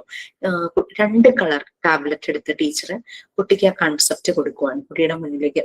അത് 3 ലെവലായിട്ടാണ് ടീച്ചർ ചെയ്യുന്നത്. ഫസ്റ്റ് ലെവലിലാണ്, ഫസ്റ്റ് ഗ്രേഡില് കുട്ടിക്ക് ലാംഗ്വേജ് എന്നുള്ള കൺസെപ്റ്റ് ഇവിടെ പറയുന്നത് എങ്ങനെയാന്ന് വെച്ചാൽ ഏതൊരു ആക്ടിവിറ്റി ചെയ്യുമ്പോഴും ബൈ പ്രോഡക്റ്റ് ആയിട്ട് അല്ലെങ്കിൽ ബോണസ് ആയിട്ട് ഉണ്ടാകുന്ന ഒന്നാണ് ലാംഗ്വേജ് ഡെവലപ്മെന്റ്. എന്ത് ചെയ്യുമ്പോഴും നമ്മൾ സംസാരിക്കുന്നുണ്ട്, കാര്യങ്ങൾ പറഞ്ഞു കൊടുക്കുന്നുണ്ട്, വളരെ കുറച്ച് വേർഡ്സിലാണെങ്കിലും പറഞ്ഞു കൊടുക്കുമ്പോൾ അവർക്ക് അവിടെ ലാംഗ്വേജും കൂടെ കിട്ടുവാണ്. ഇവിടെ കളർ കൺസെപ്റ്റ് കൊടുക്കുന്നതിനൊപ്പം തന്നെ ലാംഗ്വേജും ഫോം ചെയ്യുന്നത് നിങ്ങൾക്ക് കാണാനായിട്ട് പറ്റും. ഈ ആക്ടിവിറ്റി ചെയ്യിച്ച് നമുക്ക് നേരിട്ട് അത് ഒബ്സർവ് ചെയ്യാനായിട്ട് പറ്റും കേട്ടോ. അപ്പൊ ടീച്ചർ കുട്ടിയുടെ മുന്നിൽ ബ്ലൂ കളർ ടാബ്ലറ്റ് വെച്ചിട്ട് ടീച്ചർ പറയുവാണ് ദിസ് ഇസ് ബ്ലൂ. അപ്പൊ അവന്റെ ഉള്ളിൽ ആ സ്റ്റേറ്റ്മെന്റ് കയറി ആ ടാബ്ലറ്റും ഒബ്സർവ് ചെയ്തു ദിസ് ഈസ് ബ്ലൂ. പെട്ടെന്ന് തന്നെ ടീച്ചർ ആ ടാബ്ലറ്റ് അവിടെ നിർത്ത് മാറ്റും അവന്റെ മുന്നിൽ നിന്ന്. എന്നിട്ട് അതിന് പകരം റെഡ് ടാബ്ലറ്റ് വയ്ക്കും. അപ്പൊ അവന്റെ ഉള്ളിൽ അവൻ സ്റ്റോർ ചെയ്തു, ബ്ലൂ ടാബ്ലറ്റ് കണ്ടു, ദിസ് ഈസ് ബ്ലൂ എന്ന് ടീച്ചർ പറഞ്ഞു. ഇത്രയും സ്റ്റോർ ചെയ്ത് വെച്ചേക്കുക. പെട്ടെന്ന് തന്നെ ബ്ലൂ മാറ്റി റെഡ് വെക്കുന്നു. This is red, this is red എന്ന് ടീച്ചർ പറയുന്നു. അപ്പൊ 2 കളേഴ്സ് ഇൻട്രൊഡ്യൂസ് ചെയ്തു. ഇനി സെക്കൻഡ് ലെവലില് ആ സെക്കൻഡ് പീരീഡില് ടീച്ചർ ഈ കൺസെപ്റ്റ് അവന് കറക്റ്റ് കിട്ടിയോ എന്നുള്ളത് ചെക്ക് ചെയ്യാണ്. ടീച്ചർ വീണ്ടും 2 ടാബ്ലറ്റ്സും കുട്ടിയുടെ മുന്നിൽ വയ്ക്കും. നേരത്തെ കാണിച്ച ബ്ലൂവും റെഡും വെച്ചിട്ട് ചോദിക്കും which is the red one. അപ്പൊ കളറിന്റെ കൺസെപ്റ്റ് ശരിക്കും അവന് കിട്ടിയിട്ടുണ്ടെങ്കിൽ ഡെഫിനറ്റ്ലി റെഡ് ടാബ്ലറ്റിൽ ടച്ച് ചെയ്തിട്ട് ദിസ് ഇസ് റെഡ് എന്ന് പറയും. ബ്ലൂ ടാബ്ലറ്റിൽ ടച്ച് ചെയ്ത് blue which is the blue one എന്ന് ചോദിക്കുമ്പോൾ ആണ് ചോദിക്കുന്നെങ്കിൽ ബ്ലൂ ടാബ്ലറ്റിൽ ടച്ച് ചെയ്ത് അങ്ങനെ പറയും. ഇനി അതല്ല പറഞ്ഞപ്പോ തിരിഞ്ഞു പോയി. അപ്പൊ വീണ്ടും ഫസ്റ്റ് പീരീഡിലേക്ക്, ആ ഫസ്റ്റ് ലെവലിലേക്ക് നമ്മൾ തിരിച്ചു പോകണം, വീണ്ടും ഇൻട്രൊഡ്യൂസ് ചെയ്യണം, എന്നിട്ട് രണ്ടാമത്തെ ലെവലിലേക്ക് വരണം. അങ്ങനെ കുട്ടിക്ക് ആ കളർ കൺസെപ്റ്റ്, റെഡ് ആണെന്ന് തിരിച്ചറിയാവുന്നതും ബ്ലൂ ആണെന്ന് തിരിച്ചറിയാവുന്നതും കിട്ടും. അപ്പൊ അവിടെ അവന്റെ ലാംഗ്വേജ് ഫോം ചെയ്തു, അവനൊരു സ്റ്റേറ്റ്മെന്റ് പറയാൻ പഠിച്ചു. വിച്ച് ഈസ് റെഡ് എന്ന് ചോദിക്കുമ്പോൾ this is red, which is blue എന്ന് ചോദിക്കുമ്പോൾ ദിസ് ഇസ് ബ്ലൂ എന്ന് അവൻ പറയാൻ പഠിക്കുവാണ്. കാരണം ഇനീഷ്യലി ടീച്ചർ ആ ഒരു സ്റ്റേറ്റ്മെന്റ് പറഞ്ഞത് അവന്റെ ഓർമ്മയിലുണ്ട്. ഇനി സെയിം പാറ്റേൺ ഞാൻ ട്രെയിനിങ്ങിന് പോയ സ്കൂളിൽ അവര് ഫോളോ ചെയ്യുന്ന കണ്ടായിരുന്നു. അപ്പൊ ഞാൻ വിചാരിച്ചു നമ്മൾ പണ്ട് മുതലേ കണ്ടുവരുന്ന രീതി ഇതല്ലല്ലോ. അവര് ബിഗ് ആൻഡ് സ്മോൾ കോൺസെപ്റ്റ് പഠിപ്പിക്കുമ്പോൾ 2 ഫ്ലാഷ് കാർഡ് എടുത്തിട്ട് ആദ്യം പറഞ്ഞു കൊടുത്തു ടീച്ചർ, നഴ്സറി ക്ലാസ് ആണേ മാം. അപ്പൊ രണ്ടാമത് പറയുമ്പോ ഡോഗിനെ കാണിച്ചു കൊടുത്തു, this is a big dog എന്ന് സ്മോളിനെ കാണിപ്പോ കുട്ടികൾ ഇങ്ങോട്ട് പറയാണ് no ma'am that is big എന്ന് തിരിച്ചു പറയാണ്. അപ്പൊ നമ്മൾ പണ്ട് മുതലേ കണ്ടുവരുന്ന രീതിക്ക് മാറ്റായിട്ട് കുട്ടികൾ ടീച്ചേഴ്സിന് തിരുത്തി കൊടുക്കുക. അപ്പൊ നമ്മൾ വാവ് വെച്ചിട്ട് കൊടുക്കുമ്പോ അവർക്ക് ഭയങ്കര സന്തോഷം. അതാണ്. ഓക്കെ, ഈ 2 ലെവലും കഴിയുമ്പോൾ 3rd പീരീഡിലേക്ക് വരികയാണ്. അപ്പൊ ടീച്ചർ എന്താ ചെയ്യുന്നത്, ഏതെങ്കിലും ഒരു ടാബ്ലറ്റ് കുട്ടിയുടെ മുന്നിൽ വെക്കും, എന്നിട്ട് ചോദിക്കും വാട്ട് ഇസ് ദിസ്. ആ സെക്കൻഡ് വണ്ണിൽ ക്ലൂ ഉണ്ടായിരുന്നു, റെഡ് ഏതാണ് അല്ലെങ്കിൽ ബ്ലൂ ഏതാണെന്നുള്ള കളറിനെ പറ്റി പറയുന്നുണ്ട്. ഇതിപ്പോ ടീച്ചർ കളർ ടാബ്ലറ്റ് വെച്ചിട്ട് വാട്ട് ഇസ് ദിസ്, അപ്പൊ റെഡ് ആണെങ്കിൽ കുട്ടി പറയും ദിസ് ഇസ് റെഡ് എന്ന് പറയും. അങ്ങനെ ആ 3 ലെവൽസിൽ ആ ഒരു കളർ എന്നുള്ളത് നിങ്ങൾക്ക് ഇന്നോവേറ്റീവ് ആയിട്ട് എന്താണോ ഇൻട്രൊഡ്യൂസ് ചെയ്യുന്നത് അതും നിങ്ങൾക്ക് ഇന്നോവേറ്റീവ് ആയിട്ട് ചെയ്യും. ഓക്കെ, അപ്പം മോണ്ടിസോറി എൻവയോൺമെന്റിലെ കുട്ടികൾ വളരെ ഹാപ്പി ആയിട്ടായിരിക്കും ആക്ടിവിറ്റീസ് ചെയ്യുന്നത്. അവിടെ നിങ്ങൾ സൊസൈറ്റി ഓഫ് കൊഹിഷൻ പഠിച്ചപ്പോൾ പറഞ്ഞിട്ടുണ്ടാവും, ആ ഒരു കോപ്പറേഷൻ ജനറേറ്റ് ചെയ്യുന്നു കുട്ടികൾ തമ്മിൽ, സഹകരണം എന്ന് പറയുന്ന പോലെ അല്ലെ. അപ്പൊ അങ്ങനെ ആ ഒരു രീതി, അവിടെ ഒരു സെൽഫിഷിനുള്ള രീതി വരുന്നില്ല, കുട്ടികൾ പരസ്പരം സഹായിക്കുന്നു, ഹെൽപ്പ് ചെയ്യുന്നു, റെസ്പെക്ട് ചെയ്യുന്നു. ഡീവിയേറ്റഡ് ആയിട്ടായിരിക്കും അവരവിടെ വന്നിട്ടുണ്ടാകുക, പക്ഷെ അവിടെ അവർ ഓരോ ആക്ടിവിറ്റീസ് ചെയ്ത് അവരിൽ ഇതെല്ലാം ഡെവലപ്പ് ആയിട്ട് വരികയാണ്. ആ ഒരു ഇത് നമ്മളിപ്പോ ഒരു കാര്യം ചെയ്യുമ്പോൾ, ഒരു മെറ്റീരിയൽസ് ഏത് ചെയ്യുമ്പോൾ അവർക്ക് ആ ഒരു സെൻസ് ഓഫ് ഓണർഷിപ്പ്, ഞാനിത് ശ്രദ്ധിക്കേണ്ട ഒരു കാര്യമാണ്. ആ ഒരു മെറ്റീരിയൽസ് അവൻ ആ ഷെൽഫിൽ നിന്ന് എടുത്തുകൊണ്ട് വരുമ്പോൾ ആ ഒരു ടൈം അവൻ ആ ഒരു റെസ്പോൺസിബിലിറ്റി വരിക, ഇത് ഞാൻ ചെയ്ത് കഴിഞ്ഞ് സൂക്ഷിച്ച് അതുപോലെ തന്നെ കൊണ്ടുവയ്ക്കണമെന്ന്. പിന്നെ അവിടെ എല്ലാം ചൈൽഡ് സൈസ്ഡ് ആണ്, ഫർണിച്ചേഴ്സ് ആണെങ്കിലും എല്ലാം ആണെങ്കിലും ചൈൽഡ് സൈസ്ഡ് ആണ്. അവർക്ക് ക്യാരി ചെയ്യുന്നതിന് ബുദ്ധിമുട്ടില്ല. അവരുടെ ഫിസിക്കൽ, സൈക്കോളജിക്കൽ, ഇമോഷണൽ എല്ലാ നീഡ്സും ഫുൾഫിൽ ചെയ്യുന്ന രീതിയിലാണ്.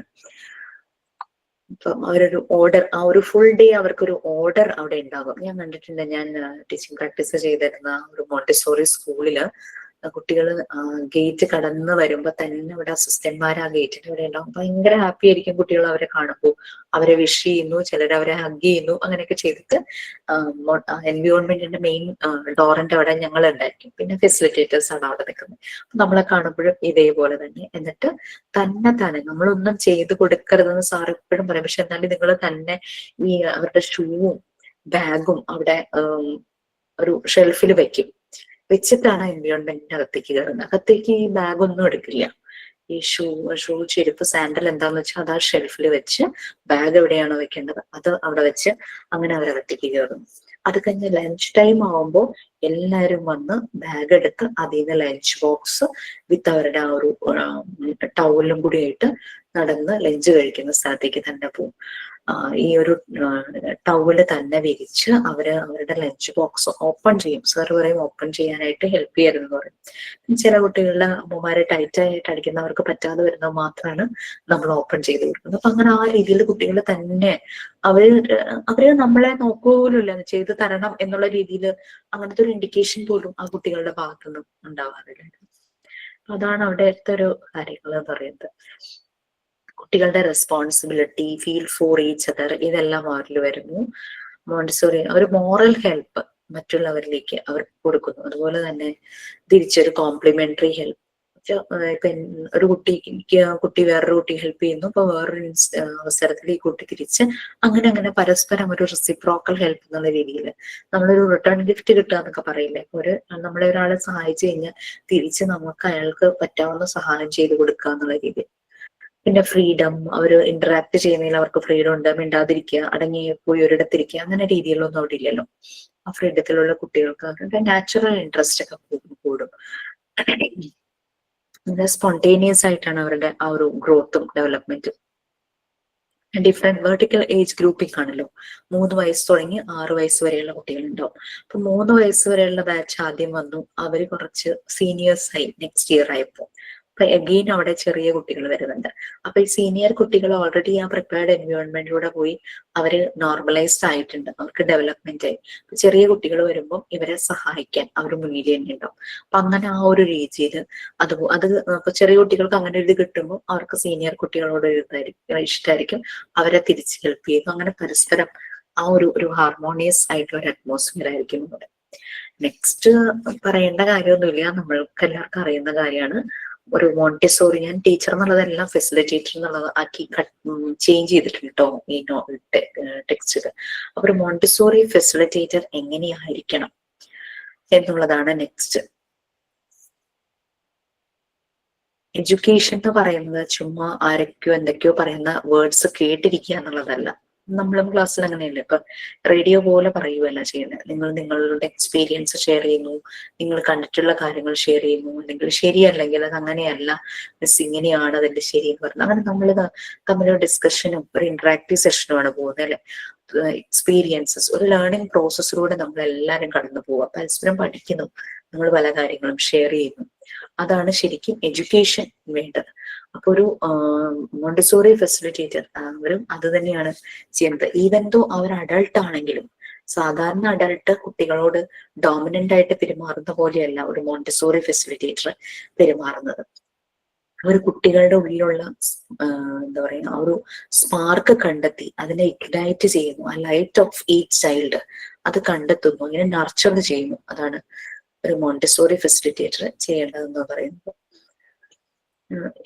ആ ഒരു എൻവയോൺമെന്റിലെ ഒരു ഇമ്പോർട്ടന്റ് റോള് തന്നെ അവർക്കുണ്ട്.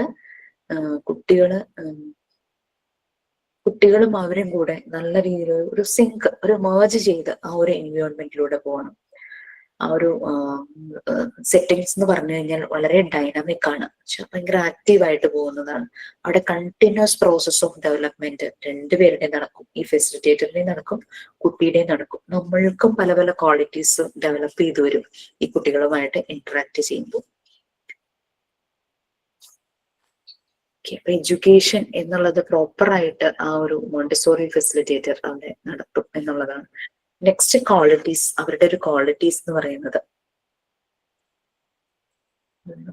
ഇതൊക്കെ വായിച്ചാൽ മനസ്സിലാവുന്നതാണ്, എന്നാലും പറയുകയാണ്. ഒരു മോണ്ടിസോറി ഫെസിലിറ്റേറ്റർ ആ ഒരു എൻവിയോൺമെന്റിലെ കുട്ടികളെ ഒബ്സർവ് ചെയ്യുകയാണ്, കോൺസെൻട്രേഷനോട് കൂടി ഒബ്സർവ് ചെയ്യാണ് അവർ ചെയ്യുന്നത്. അത് മാത്രമല്ല അവർക്ക് കുട്ടികൾക്ക് അവരിലൊരു ട്രസ്റ്റ്, ഒരു ജൈജാന്റിക് ട്രസ്റ്റ് ഉണ്ടായിരിക്കണം ഈ ഒരു ഫെസിലിറ്റേറ്ററിൽ. നമുക്ക് ഒരു സെക്യൂർ ഫീൽ വരുമല്ലോ, നമുക്ക് വളരെ കംഫർട്ടബിൾ ആയിട്ടുള്ള ഒരു പേഴ്സൺ ആണെങ്കിൽ അവരുടെ കൂടെ നമുക്ക് വളരെ ഒരു സെക്യൂർ ഫീലിംഗ് വരും.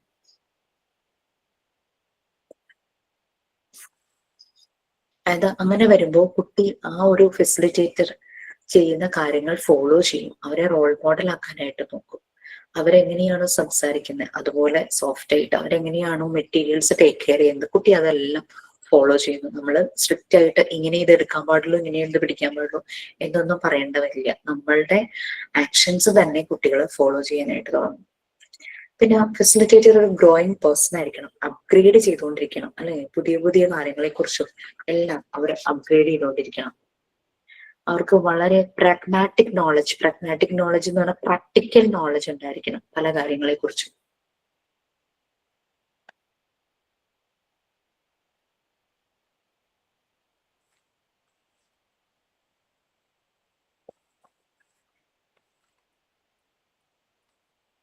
പിന്നെ നമുക്കറിയാം വരുന്ന കുട്ടികളുടെ ബിഹേവിയർ, കേപ്പബിലിറ്റീസ് എല്ലാം ഡിഫറെന്റ് ആണ്. അപ്പൊ അതിനനുസരിച്ച് ഓരോ കുട്ടിയും ഡീല് ചെയ്യാനുള്ള ഒരു കഴിവ് അവർക്കുണ്ടായിരിക്കണം.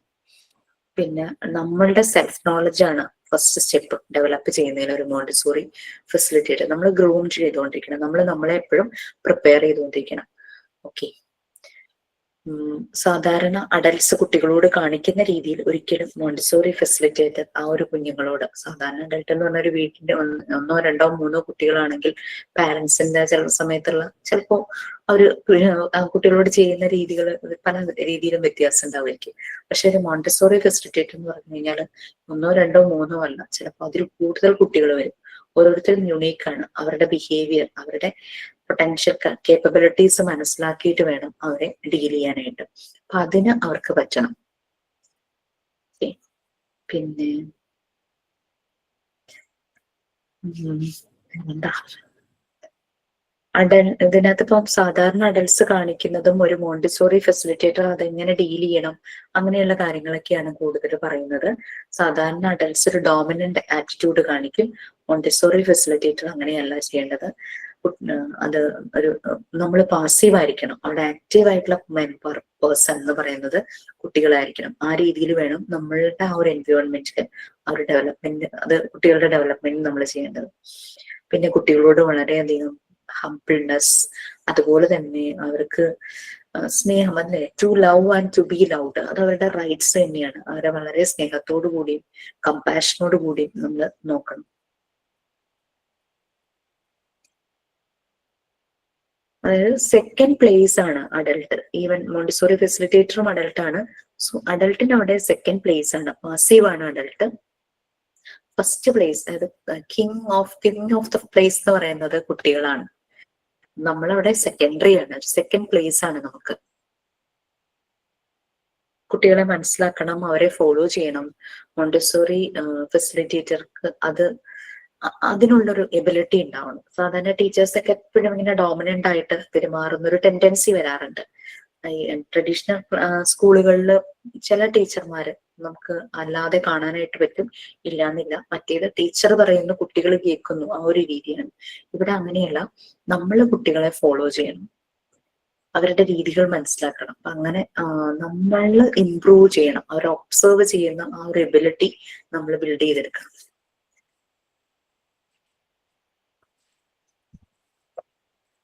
ഓക്കെ, അങ്ങനെ കുറച്ച് കാര്യങ്ങളൊക്കെയാണ് അതിൽ പറയുന്നത്. പിന്നെ നമ്മളുടെ പൊസിഷൻ എന്താണ്, നമ്മളൊരു ഒബ്സർവർ എന്നുള്ള പൊസിഷനാണ്, അത് നമ്മൾ മനസ്സിലാക്കണം. പലപ്പോഴും നമുക്ക് ചിലപ്പോൾ ഒരു ബുദ്ധിമുട്ട് തോന്നും, നമുക്കൊന്നും ചെയ്യാനില്ലേ എന്നൊരു ഇതില്. പക്ഷെ ഒബ്സർവ് ചെയ്ത് അവരുടെ പ്രോഗ്രസ് നമ്മൾ മനസ്സിലാക്കി, നമ്മൾ ആവശ്യത്തിന് അവരെ മാത്രം ഇന്റർവെൻഷൻ, അവരെ ഡിമാൻഡ് ചെയ്യുമ്പോൾ, നീഡി ആണെന്ന് തോന്നുമ്പോൾ മാത്രം ഇന്റർവ്യൂൻ ചെയ്യുക. അതൊക്കെയാണ് കുട്ടികൾ ഭയങ്കരമായിട്ട് നമ്മളെ ഫോളോ ചെയ്യാൻ തുടങ്ങും ആ സമയത്ത്. ഇങ്ങനെ ആവണമെങ്കിൽ നമ്മൾ നമ്മളുടെ ഹാർട്ട് പ്യൂരിഫൈ ചെയ്യണം. കാരണം നമ്മുടെ മുന്നിൽ വന്നിരിക്കുന്നത് വളരെ ഇന്നസെന്റ് ആയിട്ടുള്ള പ്യുവർ സോൾസ് ആണ്. അവരെ ഡീൽ ചെയ്യണമെങ്കിൽ നമ്മൾക്ക് ആദ്യം ഹൃദയശുദ്ധി വേണം. ഹൃദയം നമ്മൾ പ്യൂരിഫൈ ചെയ്യണം. അതുകൊണ്ട് ആണ് ഇതെല്ലാം നമ്മൾ പറഞ്ഞത്. നമ്മൾ ഹ്യൂമിലിറ്റി കാണിക്കണം, ഹംബിൾ ആയിരിക്കണം കുട്ടികളുടെ അടുത്ത്, ലവ്, കെയർ, കമ്പാഷൻ, അഫെക്ഷൻ, ഇങ്ങനെയുള്ള എല്ലാ പോസിറ്റീവ് ഫാക്ടേഴ്സ് ആയിരിക്കണം നമ്മൾ ഇന്ന് റിഫ്ലക്ട് ചെയ്ത് വരേണ്ടത്. അല്ലാതെ ദേഷ്യം, സങ്കടം ഇതൊന്നും നമ്മൾ അത് എക്സ്പ്രസ് ചെയ്യല്ല വേണ്ടത്. നമ്മൾ ഇതെല്ലാം ഒഴിവാക്കി മൈൻഡ് പ്യൂരിഫൈ ചെയ്തിട്ട് വേണം ഈ കുഞ്ഞുങ്ങളുടെ അടുത്ത് ചെല്ലാനായിട്ട്.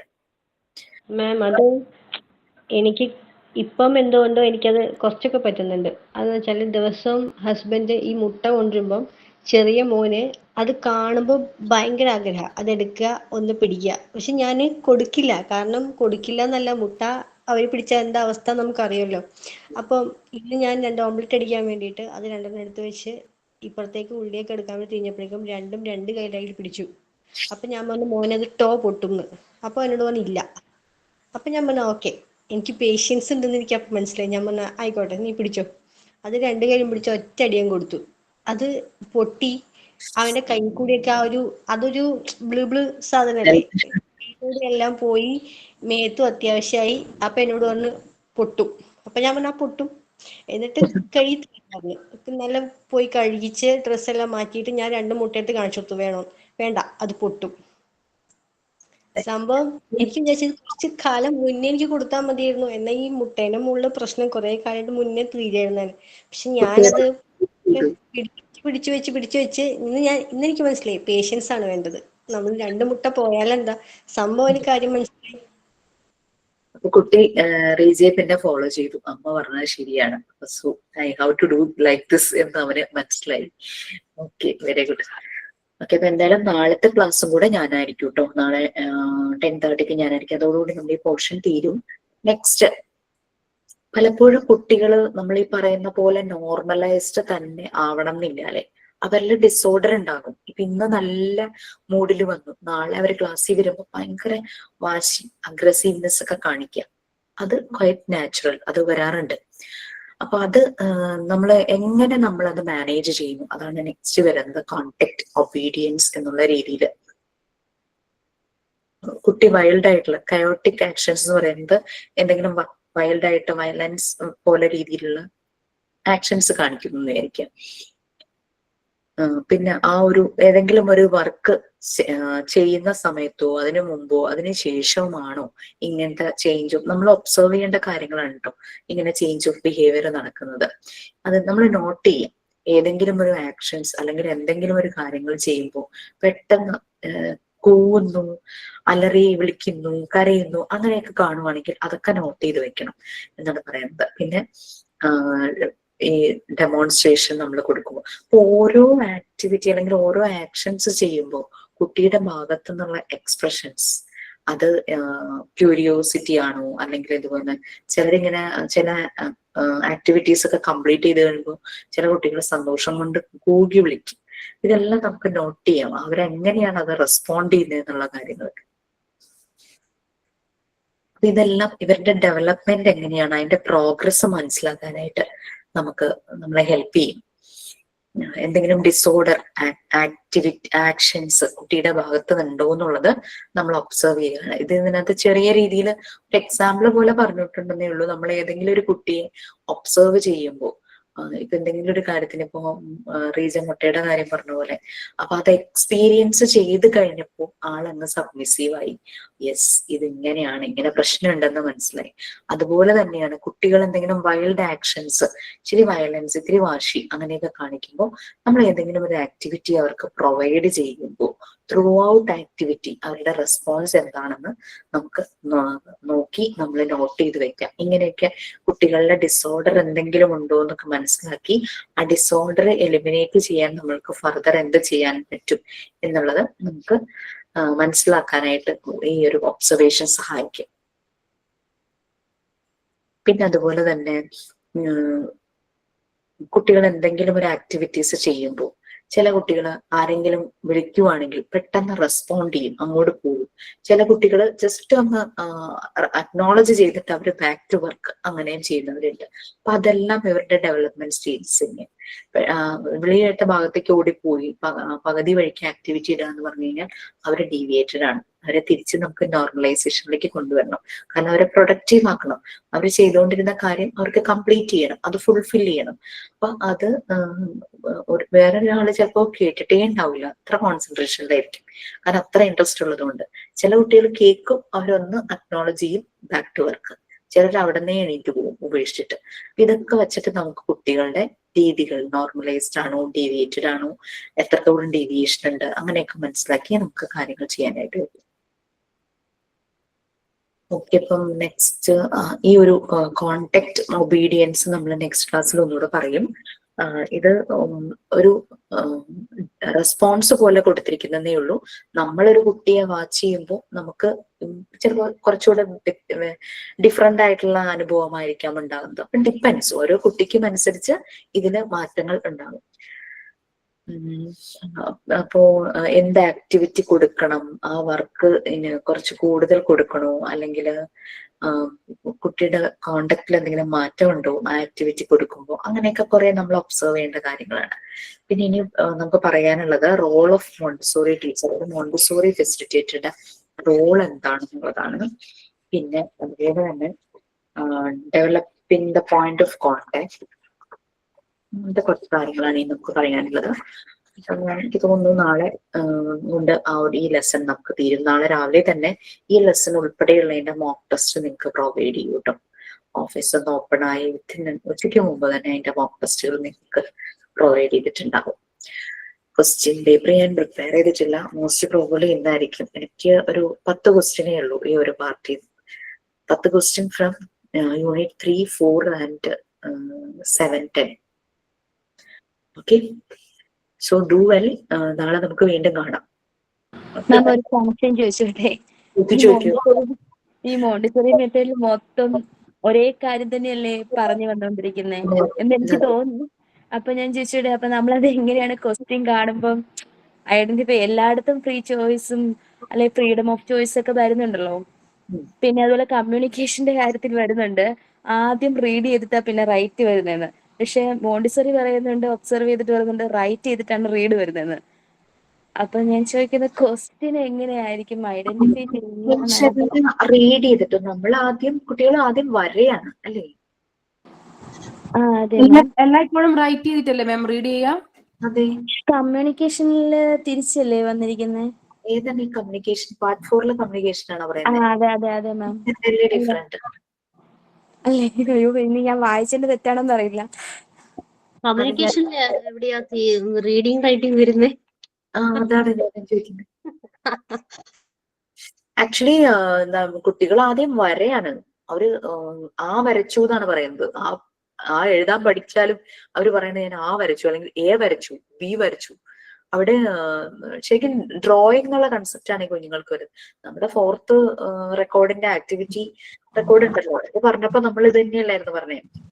മാം കമ്മ്യൂണിക്കേഷന്റെ ക്ലാസ് റൂം കമ്മ്യൂണിക്കേഷനില് റീഡിങ് ആൻഡ് റൈറ്റിംഗ് ഉണ്ട്. അതില് then the students are reading first and start writing in their notebooks എന്ന് എഴുതിയിരിക്കുന്നത്. അത് ഞാൻ വായിച്ചതിന്റെ കുഴപ്പമാണോ? ഇല്ല, സിനിമ പറയുന്നത് കറക്റ്റ് ആണ്. That is entirely different. That is nothing connected with Montessori കുട്ടികൾ. അത് നമ്മുടെ മോണ്ടിസോറി കുഞ്ഞു കുട്ടികളെ പറ്റിയല്ല പറയുന്നത്. ഒരു സ്കൂളിലെ ക്ലാസ് റൂമിൽ നടക്കുന്ന കാര്യം, അത് ട്രഡീഷണൽ സ്കൂളിനെ കുറിച്ചാണ് അതിനകത്ത് വരുന്നത്. നമ്മള് സ്കൂളിൽ പഠിക്കുമ്പോൾ നമ്മൾ എന്താ, ടീച്ചർ ബോർഡിൽ എഴുതുന്നു, നമ്മൾ ആദ്യം റീഡ് ചെയ്തിട്ട് നമ്മൾ കോപ്പി ചെയ്യുന്നു. അതാണ് അവിടെ പറയുന്നത്. എനിക്ക് ഐ തിങ്ക് സോ. ഞാൻ ആ പാർട്ട് 4 യാതൊരു കണക്ഷനുള്ള ആളല്ല. ഞാൻ സോറി മാം, അപ്പൊ എനിക്ക് അതാണ് കൺഫ്യൂഷൻ വന്നത്. കാരണം ഇതും രണ്ടിലും അങ്ങനെ വരുന്നോണ്ട് ഒരു കൺഫ്യൂഷൻ കൊണ്ട് ചോദിച്ചതാ. നമുക്ക് ആക്ച്വലി മോണ്ടിസോറി മെത്തേഡ് വരുന്നത് ഈ എന്താ പറയാ പാർട്ട് 3 മാത്രമേ ഉള്ളൂ. ആകമായിട്ട് നമ്മൾ കണക്റ്റഡ് ആയിട്ട് പഠിച്ചതാണ് ആരോഗ്യവും നമ്മുടെ സൈക്കോളജിയും ഡെവലപ്മെന്റും പിന്നെ ഒരു സ്കൂള്. അത് സാധാരണ ഒരു സ്കൂളിന്റെ കാര്യമാണ് നിങ്ങൾക്ക് പാർട്ട് 4 വരുന്നത്. മോണ്ടിസോറി സ്കൂളിനെ പറ്റി വരുന്നില്ല. അതുകൊണ്ടാണ് ഞാൻ നിങ്ങളെ ഒരു അസൈൻമെന്റ് 10 ക്വസ്റ്റ്യൻ എഴുതിപ്പിച്ചത്. മോണ്ടിസോറി ടീച്ചർമാരുടെയും പ്രത്യേകതകളും, ഒരു ടീച്ചറുടെ ക്വാളിറ്റി, ഒരു സ്കൂൾ എങ്ങനെയായിരിക്കണം, ചൈൽഡ് ഫ്രണ്ട്ലി, അതിലെ ക്വസ്റ്റ്യൻസ് ശ്രദ്ധിച്ചാൽ നിങ്ങൾക്ക് മനസ്സിലാവും. ആ പാർട്ട് 4 കുറവ് നികത്തിയതാണ് ആ ഒരു അസൈൻമെന്റ്. അപ്പൊ നമ്മൾ ചെയ്യുന്ന അസൈൻമെന്റ് നിങ്ങൾക്ക് മാർക്കൊന്നും കിട്ടിയിട്ടുണ്ടാവില്ലായിരിക്കും. നിങ്ങൾ പ്ലാറ്റ്ഫോമിൽ സബ്മിറ്റ് ചെയ്തിട്ട് അതിന്റെ ലിമിറ്റേഷൻസ് ഉണ്ട്. കാരണം അത്രയും അസൈൻമെന്റ് വന്ന് കിടക്കുക. ഞാനതിരുന്ന് ഒരു ദിവസം ഇരുന്ന് നോക്കി എനിക്ക് ഭയങ്കര തലവേദന വന്നു. അപ്പൊ അങ്ങനെ വന്നപ്പം നിങ്ങൾ അതിനെപ്പറ്റി ബോധർ ചെയ്യണ്ട. നിങ്ങൾക്ക് അവിടെ മാർക്ക് വീണില്ല എന്ന് കരുതി ബോധർ ചെയ്യണ്ട. വൈവയ്ക്ക് കോൺഫിഡന്റ് ആയിട്ട് വരിക. നമ്മൾ ചോദിക്കും, ഏതെങ്കിലും ഒരു അസൈൻമെന്റ് എടുത്തിട്ട് അതിലൊരു ക്വസ്റ്റ്യൻ ചോദിക്കും. ഇപ്പൊ വൈവ കഴിഞ്ഞവരോട് ചോദിച്ചാൽ അറിയാം ഞാൻ എന്താണ് അസൈൻമെന്റിനെ കുറിച്ച് ചോദിച്ചെന്നുള്ളത്, അല്ലെ മേഘന? റൈറ്റ്? യെസ്. അപ്പം അവിടെ നിങ്ങൾ അസൈൻമെന്റ്, എന്റെ ക്വസ്റ്റ്യൻ ഇത്രയേ ഉള്ളൂ, അസൈൻമെന്റ് എല്ലാം കംപ്ലീറ്റ് ആണോ? സോ ഡെഫിനറ്റ്ലി എന്നോട് പറയും, മാം ഞാൻ ഈ ഒരു ഭാഗം കുറച്ച് ചെയ്യാനുണ്ട്, അല്ലെങ്കിൽ യെസ് ഞാൻ കംപ്ലീറ്റ് ആണെന്ന് കോൺഫിഡന്റ് ആയിട്ട് നിങ്ങൾ പറയുമ്പോൾ തന്നെ എനിക്കറിയാൻ ചെയ്തു. ഞാൻ ആ 10 ക്വസ്റ്റ്യന്റെ അസൈൻമെന്റിൽ നിന്ന് ഏതെങ്കിലും ഒരു ക്വസ്റ്റ്യൻ ചോദിക്കും. അപ്പോൾ അത് പ്രസന്റ് ചെയ്യുന്ന കാണുമ്പോൾ തന്നെ എനിക്ക് മനസ്സിലാവും നിങ്ങൾ എത്രത്തോളം ഇൻവോൾവ് ആയിട്ട് ആ അസൈൻമെന്റ് ചെയ്തു എന്ന്. അല്ലാതെ നമുക്ക് അസൈൻമെന്റ് തീർക്കാൻ വേണ്ടിയിട്ട്, അതിന് മാർക്ക് കിട്ടാൻ വേണ്ടിയിട്ട് അല്ല ഒരു അസൈൻമെന്റും തന്നത് കേട്ടോ. ഈ 10 ക്വസ്റ്റ്യൻ തന്നതിന്റെ കാരണം അതാണ്. പാർട്ട് 4 എനിക്ക് നോക്കിയപ്പോൾ എനിക്ക് മനസ്സിലായി അത് അത്ര നല്ല ഒരു സ്റ്റഫ് അല്ലാന്ന് മനസ്സിലായി. എന്തോ സാധാരണ സ്കൂളിന്റെ കുറെ ഒരു അപ്ഡേറ്റഡ് ആകാനുണ്ട് അതിനകത്ത് കുറെ കാര്യങ്ങൾ. അതുകൊണ്ടാണ് ഞാൻ അങ്ങനെ ഒരു അസൈൻമെന്റ് തന്നത് കേട്ടോ. ലാസ്റ്റ് മൊമെന്റിലാണെങ്കിൽ കുറച്ചുകൂടെ തരാമായിരുന്നു. പിന്നെ അത്രയും കഷ്ടപ്പെടുത്തണ്ട, മെയിൻ ആയിട്ടുള്ള കാര്യങ്ങൾ നിങ്ങൾ മനസ്സിലാക്കട്ടെ എന്ന് വിചാരിച്ചിട്ടാണ്. അതിൽ നിങ്ങൾക്ക് കുറെ കാര്യങ്ങൾ, നമ്മുടെ ഇഷ്ടപ്പെട്ട ടീച്ചർമാരെ നിങ്ങൾ ഓർത്തെടുത്തു, വേൾഡ് ഫേമസ് ആയിട്ടുള്ള ടീച്ചർമാരെ നിങ്ങൾ സെലക്ട് ചെയ്തെടുത്തു. പിന്നെ ഒരു സ്കൂള്, ഒരു ടീച്ചറുടെ ക്വാളിറ്റീസ് നിങ്ങൾ അതിനകത്ത് ആഡ് ചെയ്തു. ഞാൻ ആ അസൈൻമെന്റ് ഞാൻ എഴുതിയപ്പോ ഞാൻ ചെയ്ത കാര്യങ്ങളെ ഞാൻ നിങ്ങൾക്ക് തന്നിട്ടുള്ളൂ കേട്ടോ. പിന്നെ നോളജ് എനിക്ക് കിട്ടിയതിനേക്കാൾ കൂടുതൽ ഞാൻ പ്രൊവൈഡ് ചെയ്യാൻ ശ്രമിച്ചിട്ടുണ്ട്. പക്ഷെ ഞാൻ ചെയ്യാത്ത ഒന്നും നിങ്ങളെ കൊണ്ട് ജയിച്ചിട്ടില്ല. റെക്കോർഡ് ഞാൻ ചെയ്തു, അതുകൊണ്ടാണ് ഞാൻ തന്നത്. അസൈൻമെന്റ് ഞാൻ ചെയ്തു, അതാണ് ഞാൻ തന്നത്. സർവേ ഞാൻ ചെയ്തു, അതുകൊണ്ടാണ് തന്നത്. ഞാൻ ചെയ്യാത്ത ഒന്നും നിങ്ങളോട് ഞാൻ ചെയ്യാൻ പറഞ്ഞിട്ടില്ല. മെറ്റീരിയൽസ് ഉണ്ടാക്കുന്നത് കൊണ്ട് അത് ഉൾപ്പെടെ പിൻ ടവറൊക്കെ ഞാനന്ന് ഉണ്ടാക്കിയിരുന്നു ചാർട്ട് പേപ്പർ വെച്ചിട്ട്. ഒരു 8 years ബാക്ക് അല്ലേ, അത് പോയി. ബാക്കിയുള്ള ചെറിയ ചെറിയ സംഭവങ്ങളൊക്കെ കയ്യിലിരുന്നു. അപ്പൊ അതുകൊണ്ട് ഞാൻ ചെയ്ത് നോക്കി, ഇറ്റ്സ് ഗുഡ്. എനിക്ക് അന്ന് തോന്നിയത് മാത്രമാണ് ഞാൻ പ്രൊവൈഡ് ചെയ്തിട്ടുള്ളൂ. പിന്നെ ഞാൻ പറഞ്ഞു നിങ്ങൾക്ക് ഇംപ്രൊവൈസ് ചെയ്യാം, നിങ്ങൾക്ക് നിങ്ങളുടേതായ ഐഡിയയിൽ പലതും ചെയ്യാമെന്നും കൂടെ ഞാൻ ആഡ് ചെയ്തു. അല്ലാതെ ഞാൻ ചെയ്തത് മാത്രമേ ചെയ്യാവൂ എന്നും പറഞ്ഞിട്ടില്ല. ഓക്കെ. പിന്നെ നോളജ് ഞാൻ കുറച്ചുകൂടെ പഠിച്ചിട്ടാണ് ഞാൻ ക്ലാസ് എടുത്തിട്ടുള്ളത്. അത് കൂടുതലായിട്ട് തരണം, കാരണം അവിടെ ഞാൻ അപ്ഗ്രേഡ് ചെയ്തു. കൂടുതലായിട്ട് തരണം എന്ന് എനിക്ക് തോന്നി. ഓക്കെ. ബാക്കിയൊക്കെ ഇറ്റ്സ് യുവർ പൊട്ടൻഷ്യൽ. നിങ്ങളാണ് എല്ലാം ചെയ്തത്. റിസൾട്ട് വരുമ്പോൾ കുട്ടികൾ മാർക്ക് അയച്ചു തരും. എനിക്ക് ഇത്രയും മാർക്ക് കിട്ടി, താങ്ക് യു സോ മച്ച് എന്നൊക്കെ പറഞ്ഞിട്ട് അയക്കൂട്ടോ. ഭയങ്കര സന്തോഷം തോന്നും. ഞാൻ പറയും യു മേഡ് ഇറ്റ്. നിങ്ങളുടെ പൊട്ടൻഷ്യൽ കൊണ്ട് തന്നെയാണ്. അല്ലാണ്ട് ഞാനൊരു ഒബ്സർവർ ആയിരുന്നു, സൈഡിലായിരുന്നു. You are the dominant persons, you are the queens. Okay. So assignment എല്ലാം സൂക്ഷിച്ചു വെക്കുക. അത് നമ്മളുടെ അസെറ്റാണ്. ഓക്കെ, നമ്മുടെ അസെറ്റാണ് ആ ഒരു അസൈൻമെന്റ്. അപ്പൊ 8th ബാച്ചിന്റെ കഴിഞ്ഞ സമയത്ത് ഒരു കുട്ടി എന്നോട് പറഞ്ഞു, മാം ഒരു അസൈൻമെന്റ്, വൈവ എല്ലാം കഴിഞ്ഞു കേട്ടോ, ഒരു അസൈൻമെന്റ് എനിക്ക് തന്നില്ലേ, ഞാൻ അതെന്റെ ഹൃദയത്തിൽ നിന്ന് എഴുതിയതാ, ഞാൻ അതൊന്ന് ഷെയർ ചെയ്തോട്ടെ എന്ന് ചോദിച്ചു. ക്വസ്റ്റ്യൻ ഇതായിരുന്നു, the remote control of your happiness എന്ന് പറഞ്ഞിട്ടൊരു ക്വസ്റ്റ്യൻ തന്നിട്ടുണ്ടായിരുന്നില്ലേ.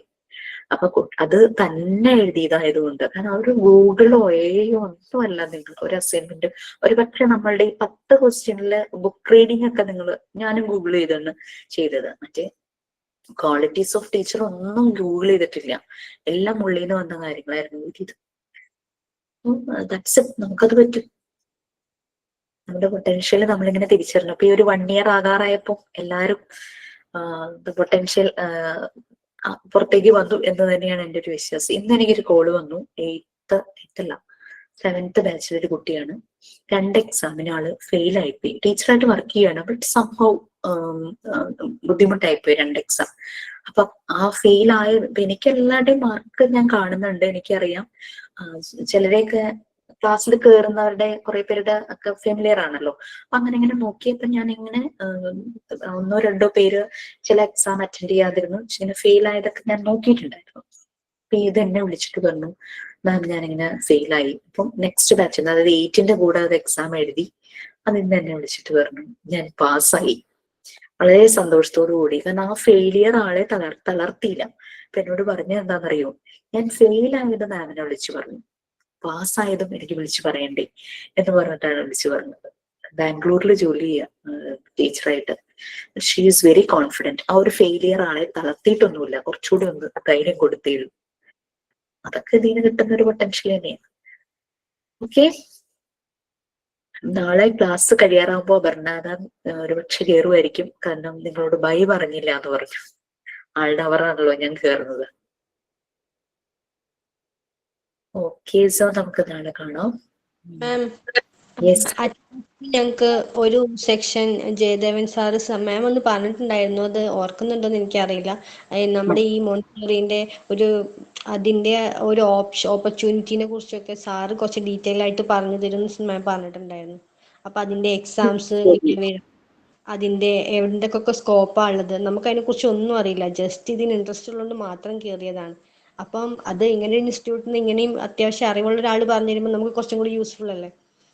അപ്പം മാം ഒന്ന് റിക്വസ്റ്റ് ചെയ്യുകയാണെങ്കിൽ അതിന്റെ ഒരു ചെറിയൊരു ക്ലാസ് ഏതെങ്കിലും ഒരു സമയത്ത്, ഒരു എക്സാം കഴിഞ്ഞിട്ടായാലും കുഴപ്പമില്ല, പറയാട്ടോ, പറയാം.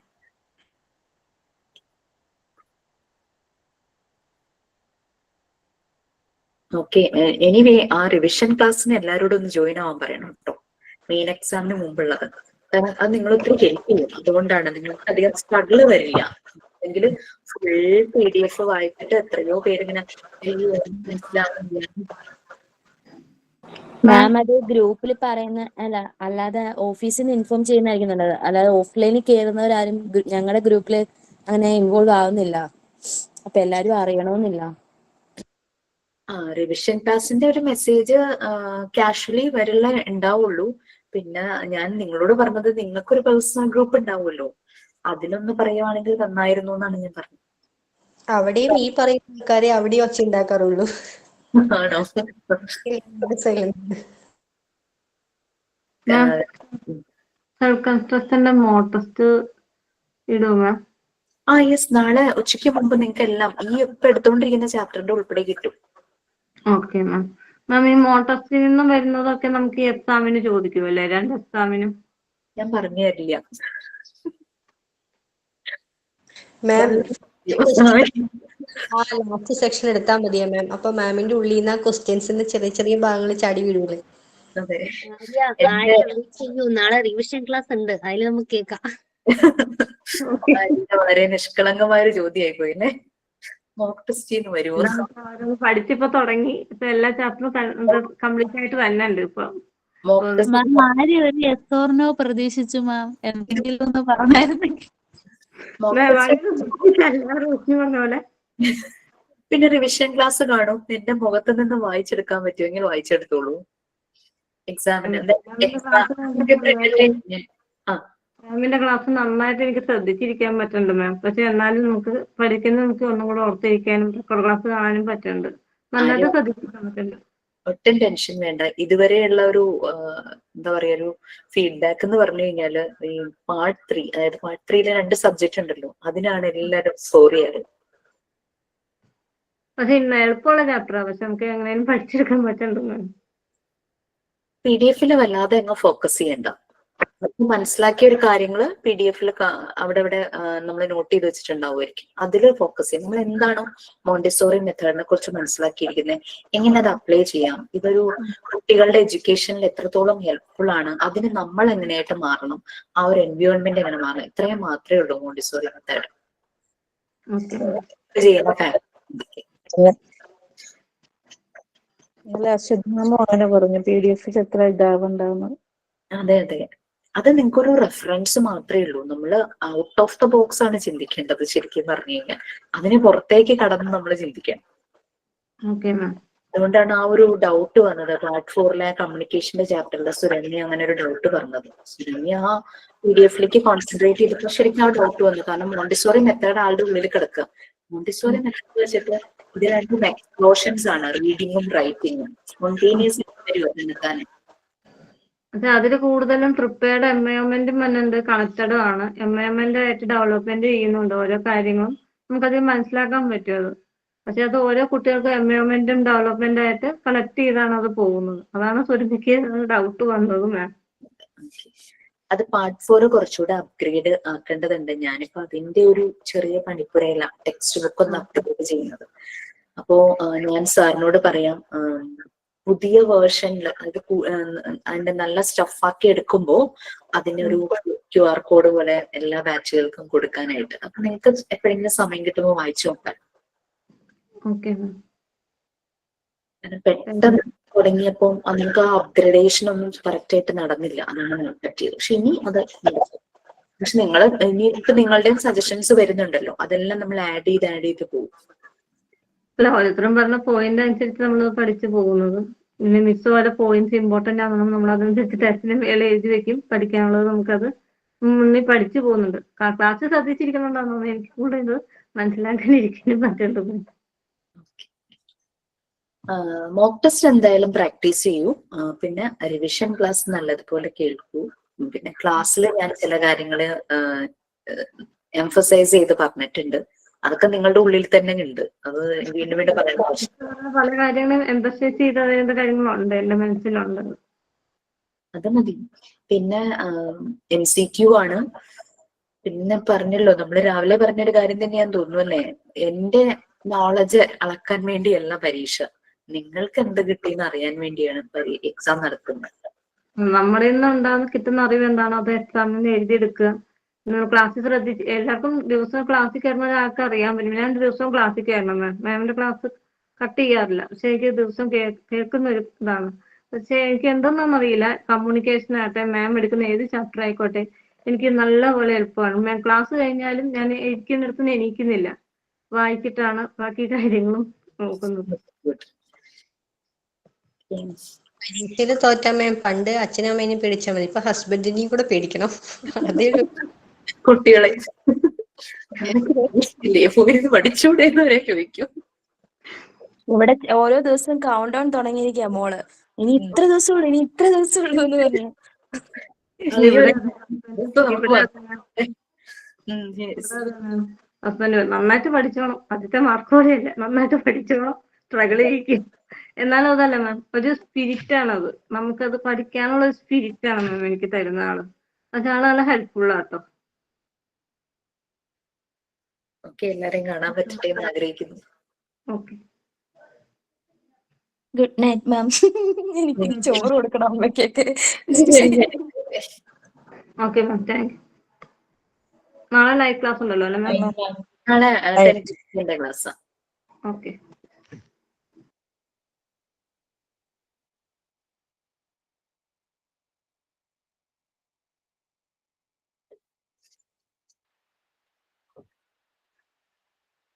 Good night ma'am. ബൈ.